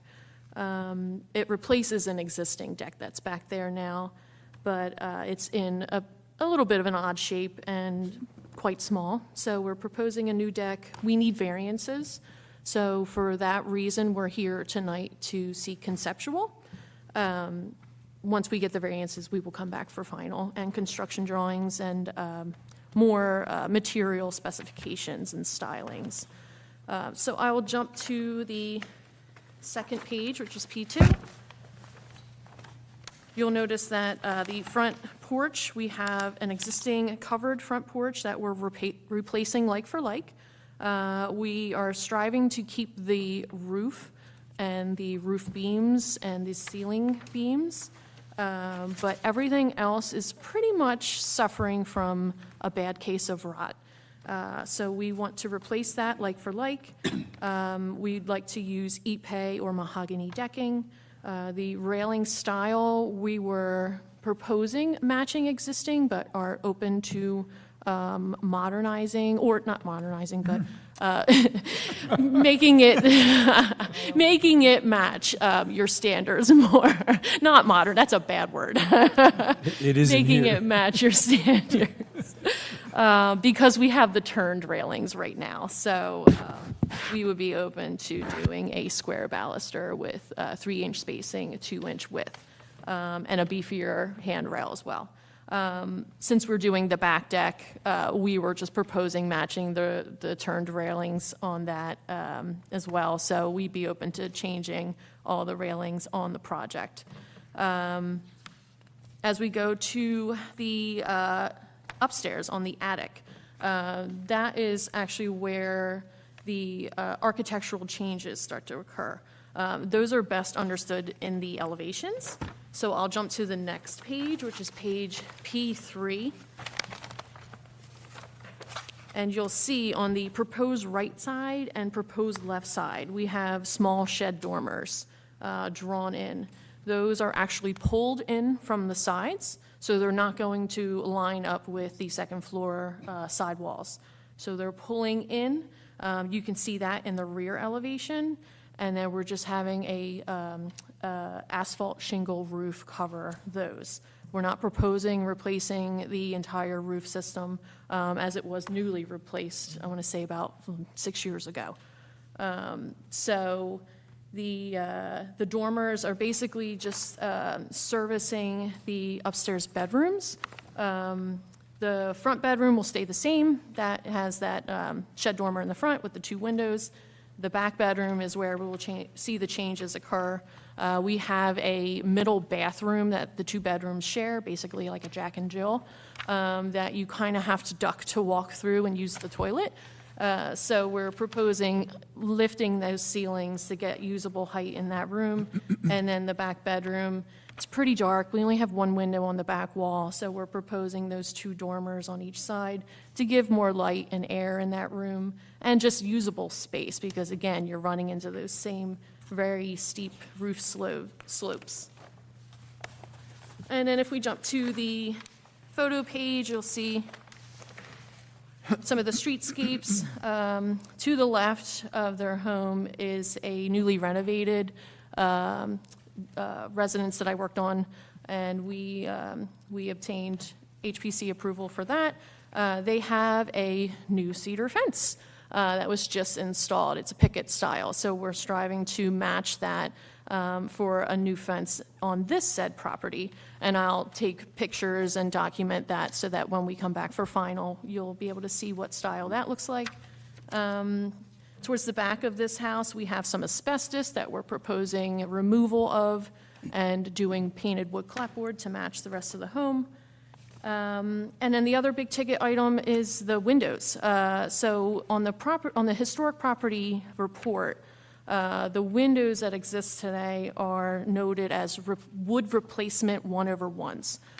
So to me, that says that they're not original. The fact that they were 1/1 without a dividing grille says that they're a little bit more of a younger wood window. So we're proposing an all-new wood window package. We're undecided yet on Jeld-Wen, Colby, or Marvin. We want to see lead times, we want to see prices. But in any case, whichever window we do decide for final review, it will be an all-wood, non-clad, pre-primed window, 2/2 styling. And then in doing that, we'll match every single window on the property. You'll see towards the back, we have some vinyl replacements. They're 4/4s. And things are just kind of a hodgepodge right now. So we'd like to really unite and get a similar theme going from front to back on this home. So, let's see. So I'll jump to the specifications, see if I missed anything. We have a small storage area in the back. You'll see in the back pictures, it looks like there's a shower, there's a shed. So we're proposing removing that and rebuilding it. It's basically falling apart. So we're doing that out of new painted wood. We have an AC unit platform that we are moving because it actually overhangs the adjacent neighbor's property. So we're removing that, doing a new enclosure around the HVAC unit. We have some new doors in the back. Again, we'll match Colby, Marvin, or Jeld-Wen. And I think that's the bulk of it, unless I missed anything. I'll answer any questions. Thank you. About the windows, this style house in the late 1800s, early 1900s, in fact, probably would have been 1/1. And when you use a replacement window, the manufacturers you're talking about are really acceptable, quite good. But when you introduce 2/2, now you're talking about a true divided light versus an integrated light, and they're not readily available from the manufacturers that you just mentioned. A true divided light.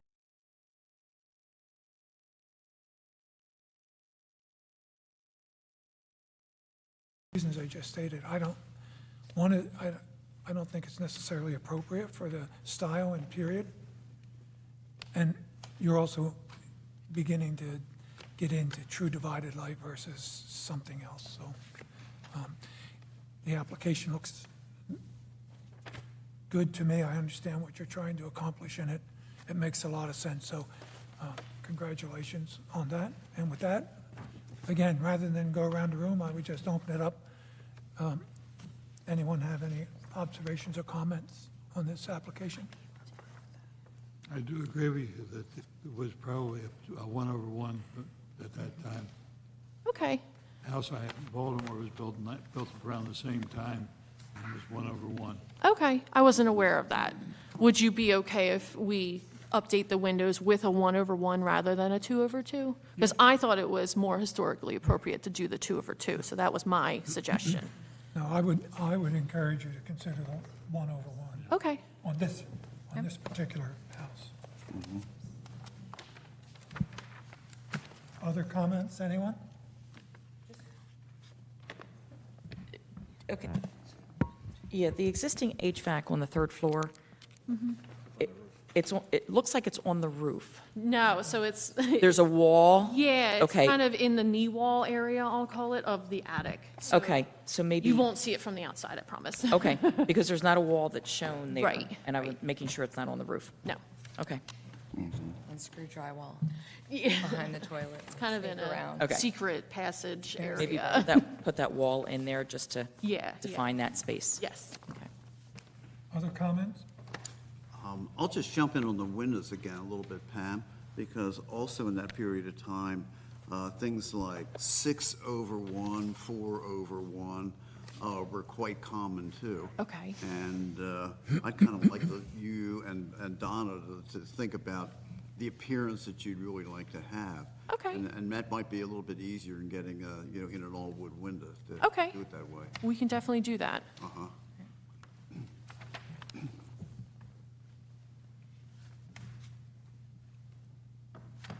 Any other comments? Do I have a motion? I would move to approve this conceptually. Do I have a second? I'll second. I'm sorry, who was the second? I seconded it. Oh, you did, okay. Motion by Mr. Becker, seconded by Mr. Carroll. Mr. Copeland? Yes. Mr. Carroll? Yes. Ms. Campbell? Yes. Mr. Cogswell? Yes. Mr. Testa? Yes. Mr. Becker? Yes. Thank you. Thank you, everyone. Have a great night. Thank you. Open to the public. There is no public present, so closed to the public.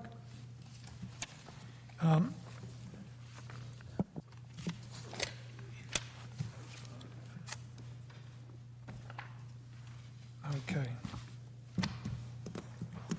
Standards update. So the standards are going to have their final reading tomorrow at the city council meeting, and hopefully they'll be approved. They were approved at the first reading, and they were approved by the planning board. So this is like the last little piece of it. And then after they get approved, there's going to be a press release that's going to go out, and it's going to list the various kinds of public outreach that's going to be done, when the outreach is going to be scheduled, kind of that type of thing about what's going on. And that will happen maybe by the end of this week. You might see something like that in the paper or wherever, and on Facebook and all of that stuff. So that's kind of where that is. And we have a subcommittee now of the subcommittee, and the subcommittee of the subcommittee is meeting tomorrow. We're planning to have kind of a kickoff sort of, I don't know what to call it exactly, but a kickoff gathering that will be invitation only, and is going to be at the Physic Estate and at Vintage. And we're going to do some kind of marketing, publicity kind of stuff, where we're going to use actually what was the saying or the logo or whatever you want to say from the 60s, which was "Our future is in our past." And we're going to have bumper stickers and things like that that kind of allow people to be able to maybe unify around something. Our goal is not so much to introduce the standards to people, which we will be doing, but it's really more to get people thinking about preservation and how it's everybody's problem, right? It's everybody's issue. And people have to pay attention to it whether they want to or not. So that's kind of where that is. It's going to be on August 23rd, and you all will obviously get invitations, and we're working on the rest of the list. So it's going to be like a cocktail party. So that's where we are.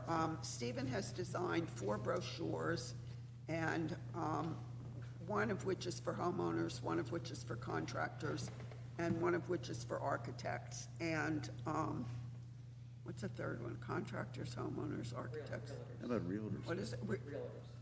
Realtors. I don't think he made a realtor brochure, no. Contractors and realtors. No, I forget who it, oh, maybe it is. I forget, it's contractors. I forget what that is, why. It's contractors, it's architects. Homeowners. And 2 other ones. So anyway, those will be available for, people to review and see, and we're going to hand them out at the meeting. The 4th one was styles and paint. Yeah, but that he considers to be architect. The styles and paint is one. Wait. He saw that as oriented to architects. I'm trying to think, contractors, homeowners. I don't think one, I forget what the other one is. I'm sorry, That's all right. I can't remember it. But at any rate, whatever it is, they've been reviewed and, Homeowners, businesses, what is it? homeowners, businesses, and contractors. Yeah, that's the storefront. Oh, storefronts, that's it. Thank you, Lorraine. Yes, storefronts. So you'll all have an opportunity to see them. He's going to get the books printed after they've been approved, and then we'll move forward. Thank you. So, Let me just add to what Pip said. The process for adoption of the design standards so far has been very, very smooth. When we met with council a couple of weeks ago, on first reading, council was very supportive of the book. Good, very nice comments. We went to the planning board last week. One member had some questions about the history section of the standards, but everybody was very supportive there, and it passed unanimously. And the session tomorrow with City Council, second reading, which means there will be a public hearing. yeah. I doubt that anybody from the public has read it, but there may be some questions presented at that time. But we anticipate that that will also go smoothly. Right. It all goes smoothly until somebody doesn't pay any attention, and then they appear before us.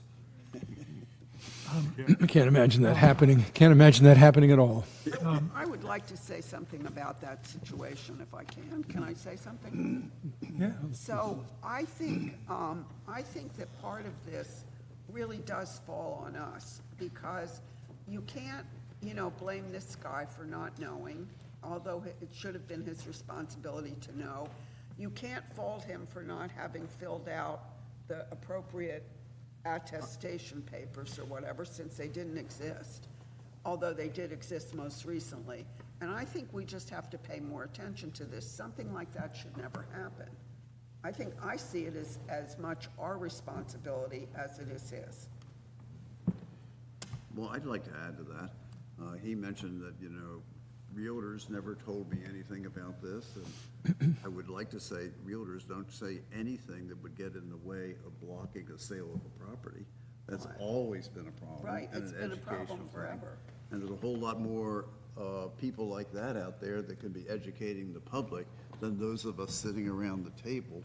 He's owned the house since, for 24 years, and in that time, look how many restorations have gone on around him. And just right one house away and across the street, 3 houses, put on cedar shake roofs, brand new, what do you, wouldn't that have been a little bit of a wake-up call, too? Much as Pip has made her point, I think we're all entitled to disagree with that. And I see the responsibility as differently. I see the responsibility as someone, and I might add, more realtors are actually saying that there are contributing properties being sold. I've seen 2 recent ads which said this is a contributing property in the historic district. But over the time, and given the existence of this body, it seems to me that we produce papers, we do education, we try to explain what we can, but it is incumbent on every applicant to get a hold of our papers, have a contractor who's competent, find out what we do and don't approve, and admittedly, you can't fill out a sheet that didn't exist at the time you first made the application, but the requirements were clear. The sheet was just to avoid more confusing and mistaken situations. It didn't have effect in this case, but the approval that he got was an approval that was conditioned on not finding cedar shingles. Yes, it was. Okay, and that was his responsibility, not ours. We know what the answer is going to be if he says, yes, I have a contributing property, I want to redo my roof, and I've found cedar shingles. We're going to say, put back cedar shingles.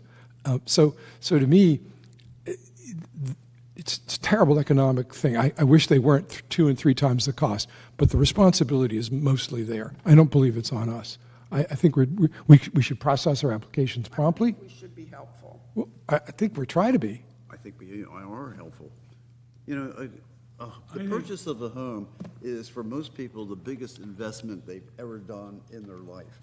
And I'm amazed how many people just so blindly take the word of one contractor or something like that. Well, don't worry about that, you know, do some homework yourself. And unfortunately, not a local contractor. Yeah. Right? Contractor was from Ewing up in Mercer County, not a local contractor. Yeah. A later bid. Yeah, no, that's one of the. That was the first. No, Magic was the first guy. Yeah, no, Trainer came Louis- with Cedar Shaker. But it's also incumbent upon a realtor.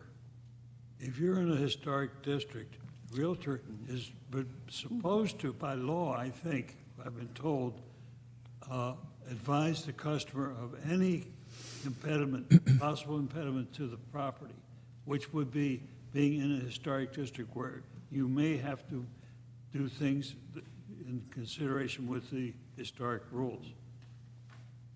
Bob, would it be an omission to not disclose a property as contributing property in a city like Cape May, which has a historic district here in the real estate world of sales? Can I don't make a know. little response to this? We don't, New Jersey doesn't have a closing disclosure like Pennsylvania does, and I guess other states. So, no, if they know of a defect in the house, if they know it, yeah, they should tell the property owner. Whether they, and whether they have to go into the detail or with requirements of a historic district, I don't think so. But they should advise that it is in the historic district. They have to advise what the zone is and what the district is. But then I think it does shift to the purchaser to explore it further. Our resolution says, if you find out that it's got cedar underneath, you come back to the HPC. It clearly says that. I agree. It was a condition that failed here. There's an issue. Lorraine had more to add to us. With the contractor not telling them, that's on the Absolutely. It's got recourse against contractor. Yeah. So, Pip, and I'm kind of following up with what you were stating as far as real estate agents, and when we had a couple of our meetings, this came up as far as in Baltimore, they codified the realtors being able to tell homeowners who are purchasing a home what they have to do in order to maintain that. So that's something that we're trying to locate. There's a couple of people on this subcommittee for the standards that are looking into it, trying to locate that to see if we can do something like that and codify it here for the city of Cape May. So when people are purchasing a home, is that something that we could do? So we are looking into that, just to let you know that was something that came up in the standards process. It would be, we've talked about this a lot in the past, but never been able to figure out a way to make this happen. That the realtors tell the property owner buying in the historic district, you're in the historic district, the design standards are online, suggest you look at them so you're sure, you know what's going, but they don't ever, all of them don't do that. Some do. But something similar to like, if you have to get a CO, you then have to let them know, certain things that have to be done at the closing table.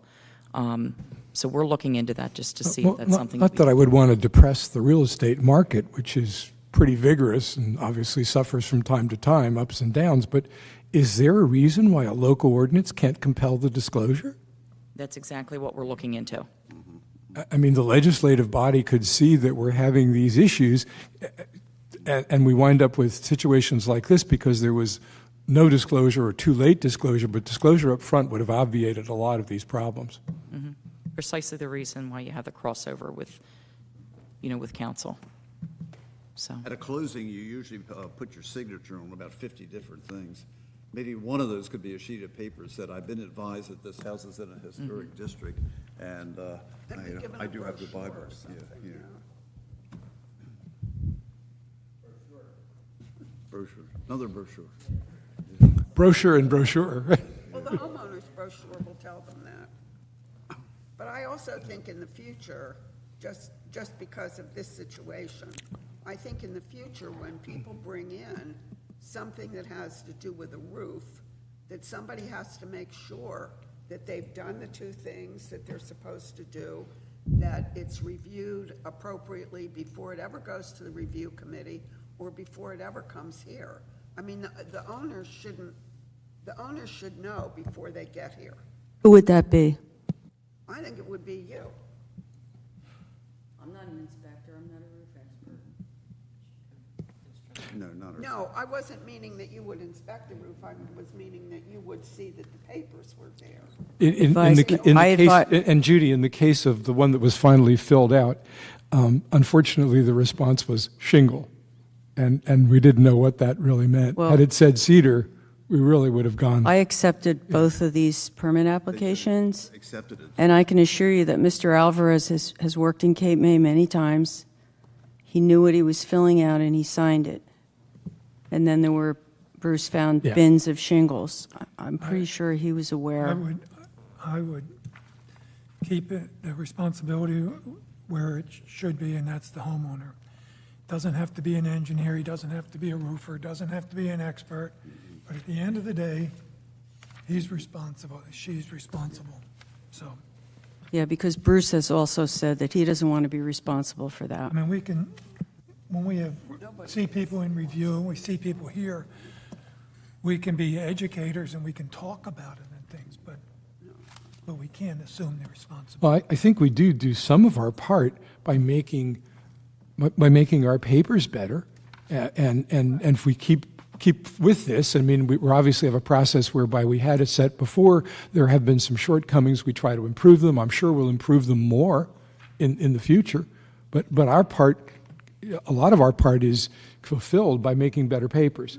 But how people then read them or ignore them, it can't be on us, Pip. Well, that's what I was meaning, that paper, which somebody had it on one of these applications, but the paper that you made, where they have to, that's now part of the application. Yeah, they did it on the last one. Right. That's the latest one.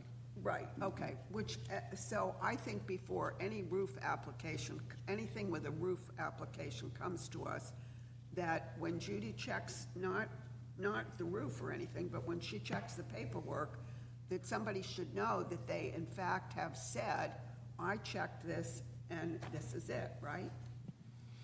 I did talk to Mr. Mistretta Yeah, about that. He wish was they had aware that, filled it he out. was aware that that form was signed, that there were, No, not that form, the other form, the form where, The newest form contains a certification. The newest form contains a certification in the case of roofing and siding, okay? And as this fellow did fill it out, he just filled it out ambiguously. oh, how did I miss that? Well, it says shingles. The shingle. Well, maybe we'll make, And he could either be truthful and put down cedar, or he could lie and say something else. well, maybe on that questionnaire, we should say roof, be very specific as to the material. I really thought Yeah, I mean, he was finessing a bit. Yeah. Or maybe on purpose. hopefully this doesn't happen too often. The true divided lights, we have kind of ignored that over time, and we've kind of accepted simulated divided lights in pieces of glass and stuff. Geldwin is no longer doing true divided lights. I looked on the internet quickly. There are places to buy. I didn't study it, but and also I believe Marvin offers a true divided light. Even there, though, I don't think they're really true divided lights. I think they're simulated divided lights. But as a group, I put it on the agenda not to get resolution tonight, but to introduce the subject of what do we want to do with this. I mean, on a contributing property, if it has a 6/1, for example, it should be true divided lights. Well, I'm not sure that that's even realistic. It's possible, I mean, you can get that done, but, and we've kind of ignored it till now, so do we continue to ignore it? But I think we ought to make a conscious group decision of how we want to deal with this. And a simulated divided light, I guess, is better than But, excuse me, Warren, by simulated, you mean sheet of glass pasted with the divider on Well, each what side, they're right? really doing is, which is also not consistent with the Secretary of Interior, most of the windows now are a double pane, and the divided light is inside those. With something glued to the outside. Not necessarily. So, The ones that I installed on Madison Avenue were Genweld. And they And stopped. they They're no were- longer providing That- true divided light. They weren't true divided lights. They were simulated, but they had you could get the grill pattern. So So guys, I think we can maybe cut this pretty short, because in the new standards, it's very clear. Under contributing buildings, it says divided light should be true or simulated with integral Munton spacers. That's the difference, right? So there's actually that spacer in there, so that creates that shadow when you look through the window. It says snap-in Muntons bars or grills are not appropriate. So unless we're changing that, that's what we put in our standards. I think that's the subject we ought to be addressing. But that sounds like the simulated, at least there's an opening to use simulated as long as it's got the spacers. Correct. And the Muntons giving it texture on the outside and making the shadow on the inside. Hey, if you're looking for muttons on the outside, if that's what we're talking about, then I think we, as a group, we should do a little bit of research as to who's providing that.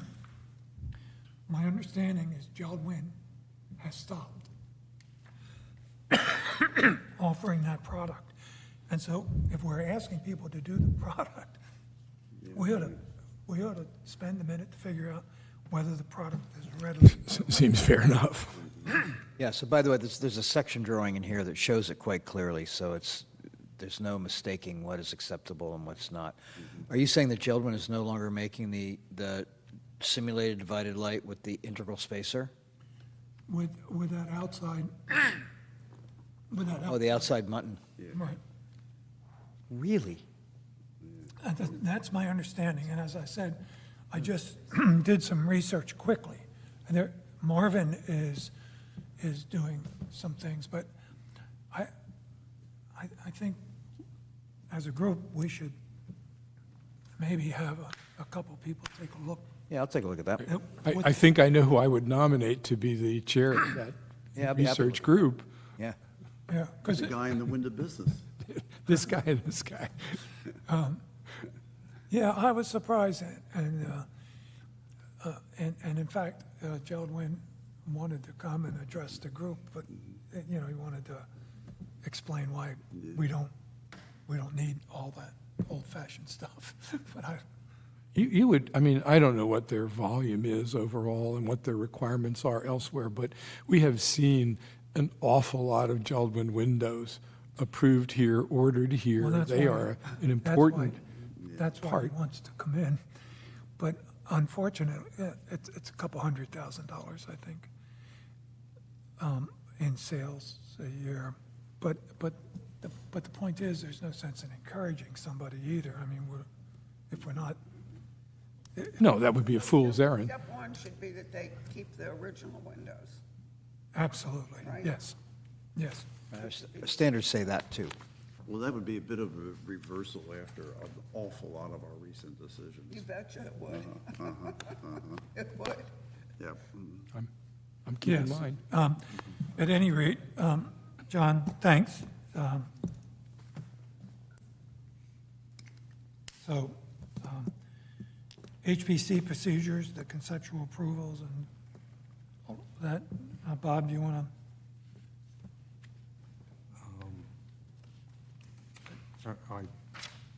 What do we need here? I don't- put this on. the flow chart in the new design standards describes what the procedure is. And it talks about when conceptual approval is available to the applicant, and when these things occur. I don't know. Could that topic mean the scope of appeals? In other words, treating a conceptual approval being taken to the zoning board as a kind of interim appeal? Is that what the topic is? On as a result of conversations with. Not this one, just the other two. We talked about the last two bullet points, not this one. This one you asked me about. The other But- two we talked about. Didn't we have a problem with conceptual approvals being, if you will, interim and not final and going to the zoning board, and that shouldn't be the case? I mean, because they're not final action. Yeah. I thought that's what They this have to meant. come back. Right, but I guess the point I would make is, why should a conceptual approval, which is interim action on our part, be appealable to the zoning board without our final? It's not an approval. Without our, that's what I thought the topic was here. I'm sorry, I didn't put it up. Conceptual approval going to the zoning board before we get final approval? Conceptual, no. So, But I do have a question. That's not a problem. well, that's what this sort of says. Conceptual approvals going to the zoning board. To me, that means, Well, sometimes No, the they're applicant, going for the zoning boards for the original variances that they need to Oh. make it Okay. allowed to pass zoning. my mistake, conceptual approvals, we've always said, it's conceptual if you've got to have another board. But nobody's ever taken our conceptual approval, and where maybe we, of course, how about a conceptual denial where, they're upset and go to the zoning board. How long That hasn't happened. should I hold these? How long should I hold a conceptual approval? Was conceptual approval, which Judy has, conceptual approval, we notify the applicant that you have received conceptual approval. The question is, how long should we leave that open? oh, And it seems to me that we could just pick some, But did we not address this pending? evidently not. I thought we did in the So, revised rules, instructions. Maybe I'm mistaken, maybe we didn't ultimately enact them. But when Corbin and I had discussed this, and I thought we reviewed the language that we had said, if this thing sits around, whether it's not pursued because it's not followed up or it's conceptual and not brought to final, that there's a finite end. I Like think a what- year, like a I year? think or- at this point, it's going to be a little easier than that. When we notify an applicant that they've received conceptual approval, in that letter, we'll ask Bob to create a sentence that says that you have 45 days to respond, or 3 months to respond. If we don't hear from you, then conceptual approval is expired. so then they'd have to come back to do it again if they. It's kind of like a deemed abandonment. Yeah. Doesn't that seem a little quick, guys? Well, we'll make it 6 months. He just picked the number. Yeah, okay. The problem All right. is, these, theoretically, Judy has to keep these on file. Yeah, I mean, I called someone today that was one from the beginning of 2001 that's just sitting in my drawer. I have to go through these things and try to keep things current. I can't let things pile up forever in there. So 6 months, how's that? I like it. With the chance of an extension, I'm sorry. I think that's a reasonable period of time. I just thought we addressed this, and I'm just having a brain burn here. So Bob doesn't issue, you don't issue a letter for conceptual approvals? You do. You advise the applicant that they've received conceptual approval. The board advises them. It's in the minutes. It's in the minutes. So your applicants come back and say, we received conceptual approval, usually the attorney, the architect, in April. Sometimes they say last year, sometimes they say a few months ago. They're not really specific. They receive conceptual approval and it's in the minutes. You make a motion, they receive conceptual, that's all they get. So no one gets a letter giving them a No. statement that they've received conceptual approval? They do not. Okay, that's, Because we don't, often those motions, Bob, I depend on Bob for the accuracy of the motions. Sorry, Tom. If I don't get the motion accurately, I listen to the tape, I take the motions verbatim, then Bob sends me the resolutions, and somewhere in the middle there is the correct motion that I put in the minutes, which I wish everyone would look at and make sure you think it's accurate. Where does- But that doesn't happen with the conceptuals. Then where does the applicant learn that there's a time limit? Because they sat here, or their representatives sat here. Mm-hmm. We don't give conceptual approvals out in review. We give them a chance to bring their application up to acceptable, to get passed. You know, most of the time, it's because they have to go to zoning and come back. Or it requires so much work that But- it can't come as final. Yeah, but the point is, at some point, it ought to die. Yeah. I mean, and that's the question. It doesn't really, acceptable approval doesn't give them anything.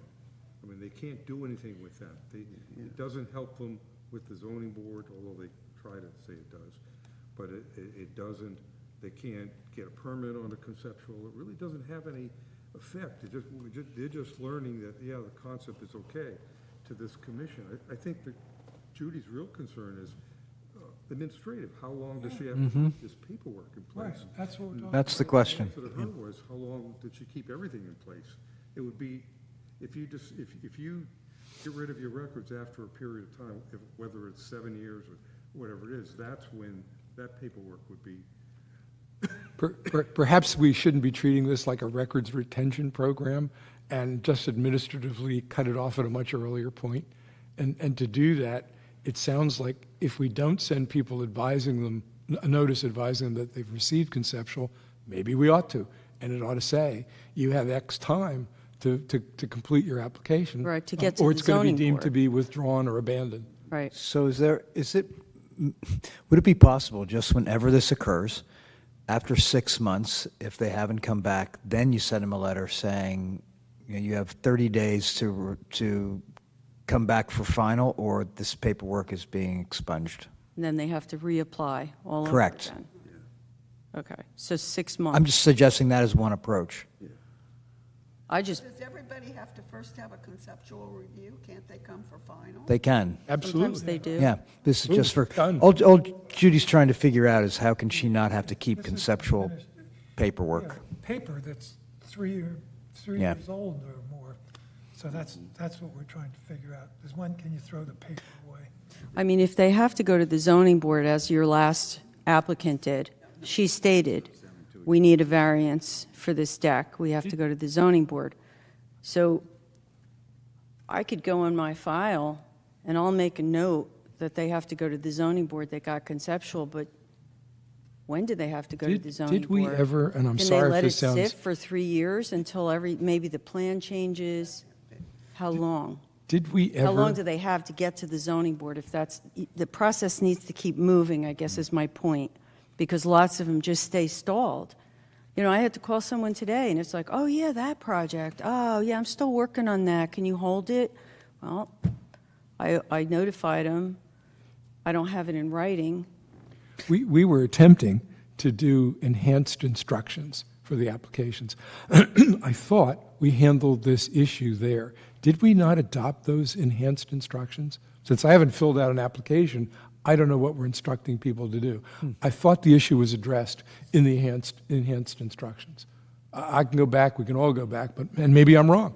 But I know we had, again, I know Corbin and I addressed this when we at least produced drafts. Yeah, if it's in the application, that kind of solves this, right? Well, John, there was the application, and remember, we were going to beef up the instructions. Yeah. So you had the application with more forms, but you had instructions that were considerably more detailed. Yeah. And in those details, I thought the time delay situation was handled, but I may be wrong. If it's in there, then I'm sitting this here this is without- an issue. This isn't an issue, right? Well, why don't we just do? Can I just go look at the instructions, please? Just take? Yes. We don't need it now. Wait a Yeah. minute. No. We'll get this taken care of. Yeah. If Jim. I will, I promise. And if we have some number other, do we all agree 6 months? Yeah. Can I respond to that real quick? 6 months, or I'm going to kind of go backwards a little bit, because I think looking at Cox land use might be our guideline for this, because there might be, I know that when preliminary approval is granted for zoning or planning board, you hold that for so much time, and then, so maybe there might be guidelines within that land use ordinance that, that will guide us. That's the first thing. The second thing, if you have an applicant that gets conceptual approval here, and they're going to the other boards, they can waive their time. So I would say that you could do that and maybe give them, with the chance to extend it for, X number of months if they're still in the process. I actually thought that was part of what we had done. Okay. We had talked about time periods, and it is an interesting thing, and maybe, Bob, while I go do this reading, you might also just tell me if you find out that there's any mandatory period that we have to keep it open for. I mean, that's one issue.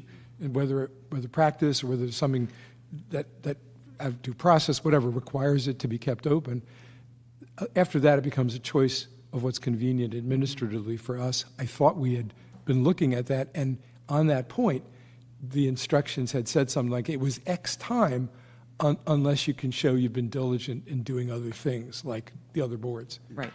But I confess I've lost track, and I will look at it again. So you'll take a look at I it? promise, yes.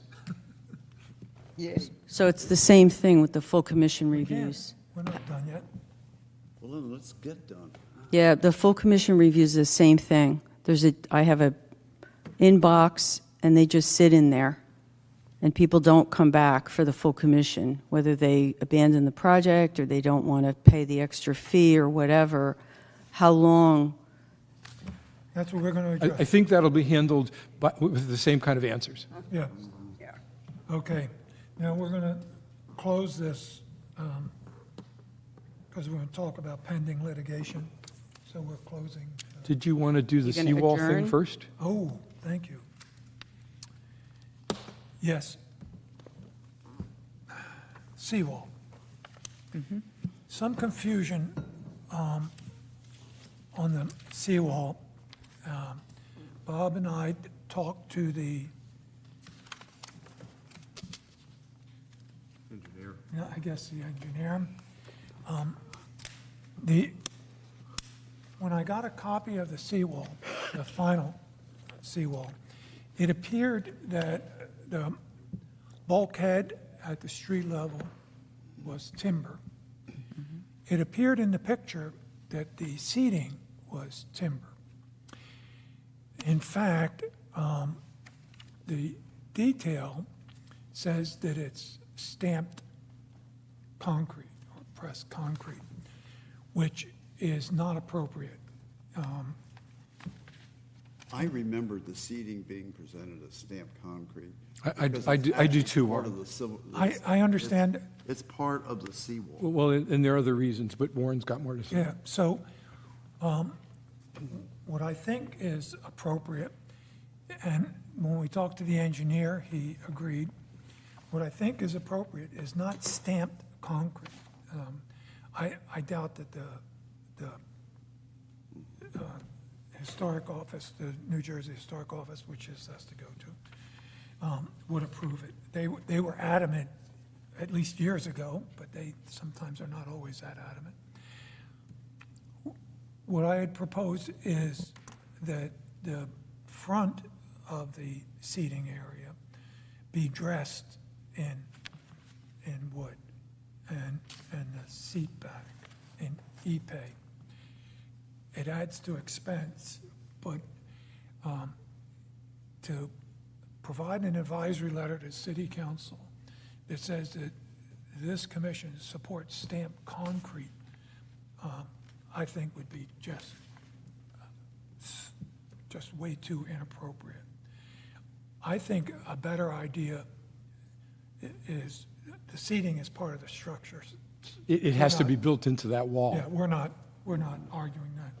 We're simply arguing that that should be dressed in Ipe and the back of the seating. The seating area itself can be concrete. The engineer understood, and I think he was supportive of that. And that's the kind of letter that I would suggest we provide to city council.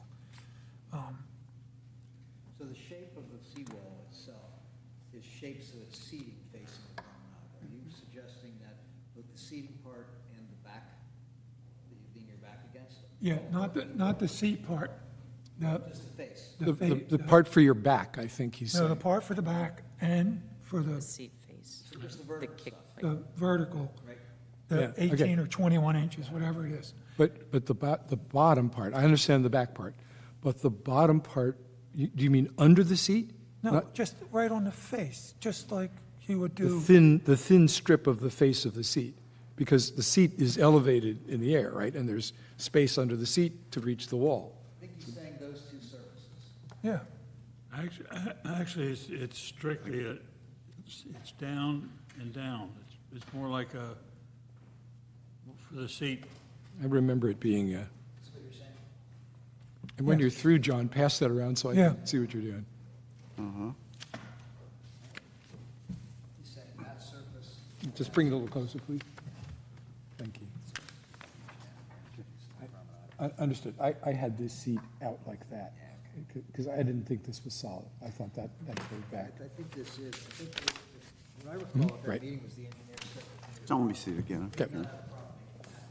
Let me see it again. See, they would have to put some sort of face wood on here. The engineer, I recall, said that shouldn't be a problem, but I don't think we raised this part. and as I said, Bob and I talked to the engineer today. Yeah. There- Colliers, to Colliers? Colliers? Yeah, Colliers is the consultant. Okay. I mean, it adds expense, it adds some maintenance, but stamped concrete is just, I mean, there is an issue, though, and there's no doubt that, excuse me, there's no doubt that the wood face is a superior look, and that wood would be, you can't question wood as being appropriate. I have a concern about put aside the maintenance, about the use of anything that's detachable from the concrete, like a freestanding bench, for example, would be. Well, it won't be until the wave knocks it off. There is a problem with velocity wave action, and I think that there is a problem from an engineering standpoint of that stuff breaking free. I don't think we want it scooting across Beach Avenue as it breaks free. wave action would come from the back. Right, exactly over the wood. What? These seats This are. wood, the wood we're talking about is facing the street. And the wave comes this way, over the top. Yeah. If the bulkhead doesn't shift the wave back, the wave comes over the top, Yeah. hits the wood. It doesn't hit the wood. It has to if it overtops it. It hits the back, it's flowing. No, look, Jim, the design of the seawall is concrete and it's curved. I understand that, and I've seen the design, and I've talked to other people about the designs. Unless that wall is perfectly designed, the concave nature of it doesn't always reflect the waves back. And in some cases, if the waves are big enough, the seawall is overtopped, regardless of however you curve the curves. Well, yeah. So in the overtopping situation, the waves and wave velocity force can hit what's ever on that seat. That's the point I'm It's making. not on the seat. It's on the feet, it's on the back, and it's underneath. It's like this and this is John's. You're suggesting that this is the seat, that the wave is going to come over and come back and hit like this. That's not what happens. It's going to go over and flow down. It's going to go over and go over here. So I'm not an engineer. I suspect that it So will guys, do what I said. isn't this a question for the engineer to answer? There is a safety Well, the factor. engineer answered it. And he said there is no safety issue in attaching wood to this Yeah, the seawall. He had no problem with it. Okay, I have a problem with it, but I that's my point of view. Leave it to the engineer. Yeah, well, the engineer doesn't live across from the seawall. I do. Has anybody ever suggested, well, we're worrying about homeless people sleeping on the... Tom, that's I thought that the concept of what was proposed was not only good, but it was safe. Yeah. And while I love wood, I have a serious question about the safety. Maybe then I'll contact Colliers and follow up with the safety issue, follow up with the conversation that you had, and come back at our next meeting and give an update. Okay. Yeah, I would not, if you're gonna revise the advisory report, I don't have an objection to doing that. My objection is safety-wise. It's not aesthetics. So I have a Yeah. question about that. If, for example, we're asking the engineer if they could put wood, and he says no, would the preference be non-stamped concrete, so that it's concrete as opposed to some stamped concrete that's intended to look like wood? Stamped concrete is an unbelievably contemporary approach. Right. And if we're going to put that on the promenade, then I must admit, I'm at a total loss why we would even consider that. I mean, seriously, it's so offensive if you think about it. I mean, we're spending all this money replicating the arches, and now we're going to put stamped concrete. So, we have I guess I missed the Disneyland in the presentation. west. I thought we have were told Disneyland it in was the stamped south, concrete. And now we have Disney May in the northeast. I mean, I appreciate the improvement, but I guess when we reviewed this and we gave our views, I thought we had been told it was stamped concrete. Maybe I'm mistaken, I don't think that's changed. but that's what we were told. But Warren's saying now, why don't we soften that up with some wood on it? And you're saying that's a safety issue. I'm saying, to me, it is. I'd like to know that it's not. Clearly, we all admit it looks better. We all admit it's a lot more expensive to run If it's ePay. designed right, it's going to be a long, long time before a wave comes over the back of that bench. Oh, I don't think that's true. If you look at the wave Comes over the transects. back of that bench. We better start building. I've seen transects that show 19-foot waves, Tom. Yard anyway. I mean, that seawall Warren, is, what you want to do is to write a letter, right? well, we've written we're a letter. obligated to write an advisory letter Oh, okay. to city All right. council. Warren, had you not done a draft already? I mean, we'd proved that, didn't you? The argument I'm making is whether we missed this, whether I missed it, because Okay, I get we it. missed it in a prior period doesn't mean we should continue. Agreed. If you can improve it, we'll improve it. And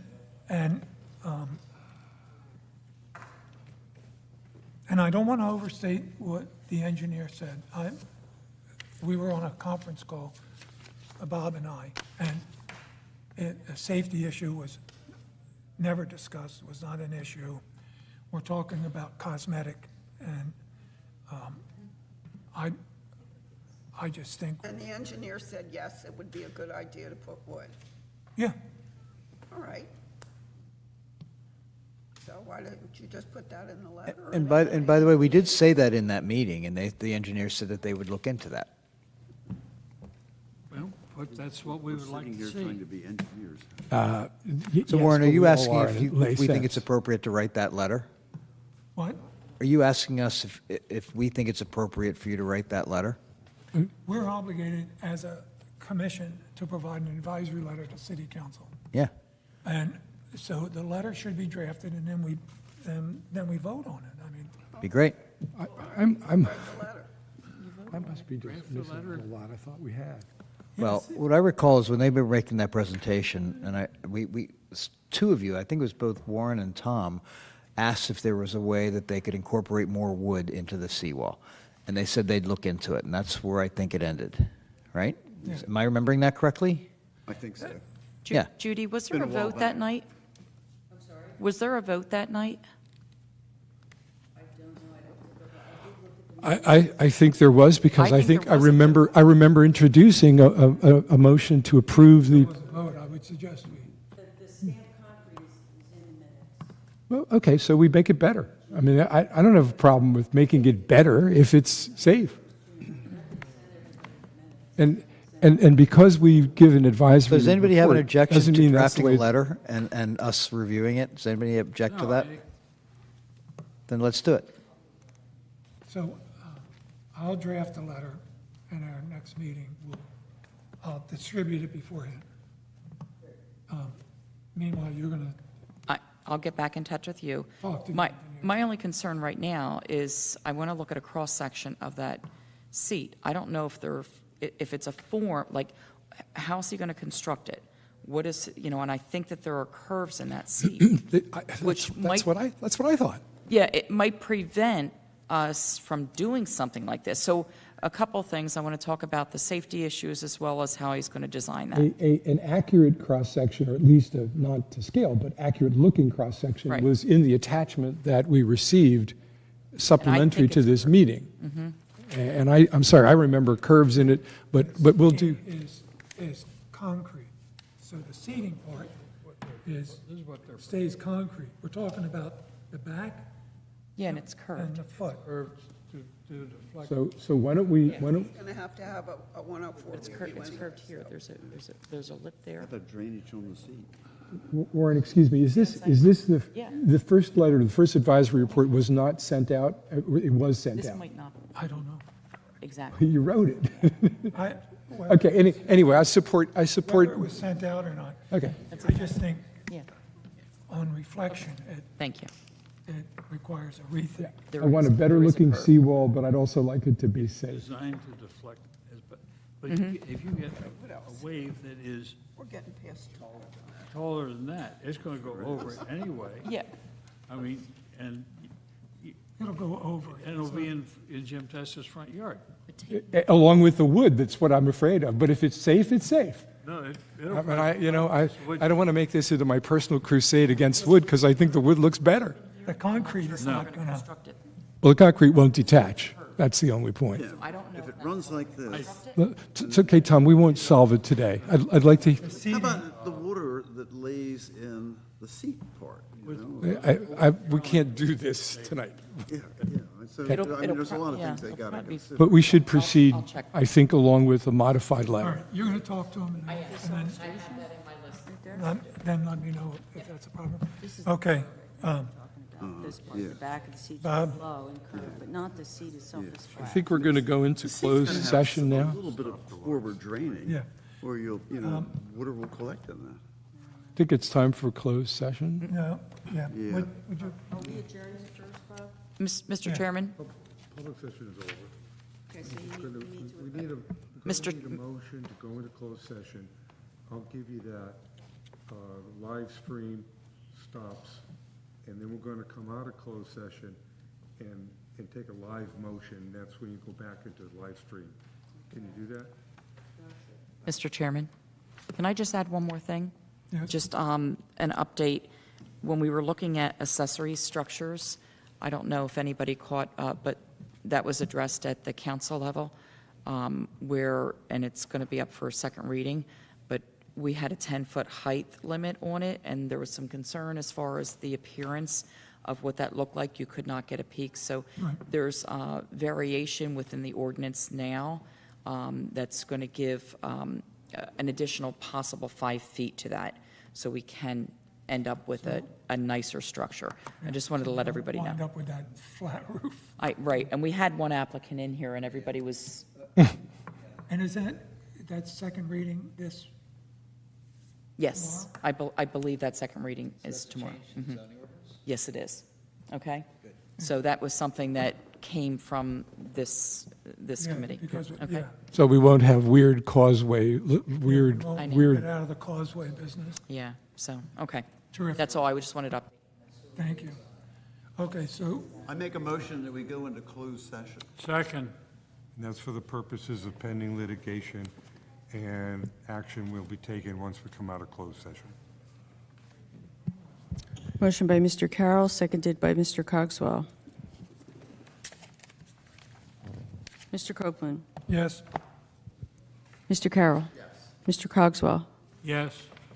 Ms. Campbell. Yes. Mr. Testa. Yes. Mr. Becker. Yes. Thank you.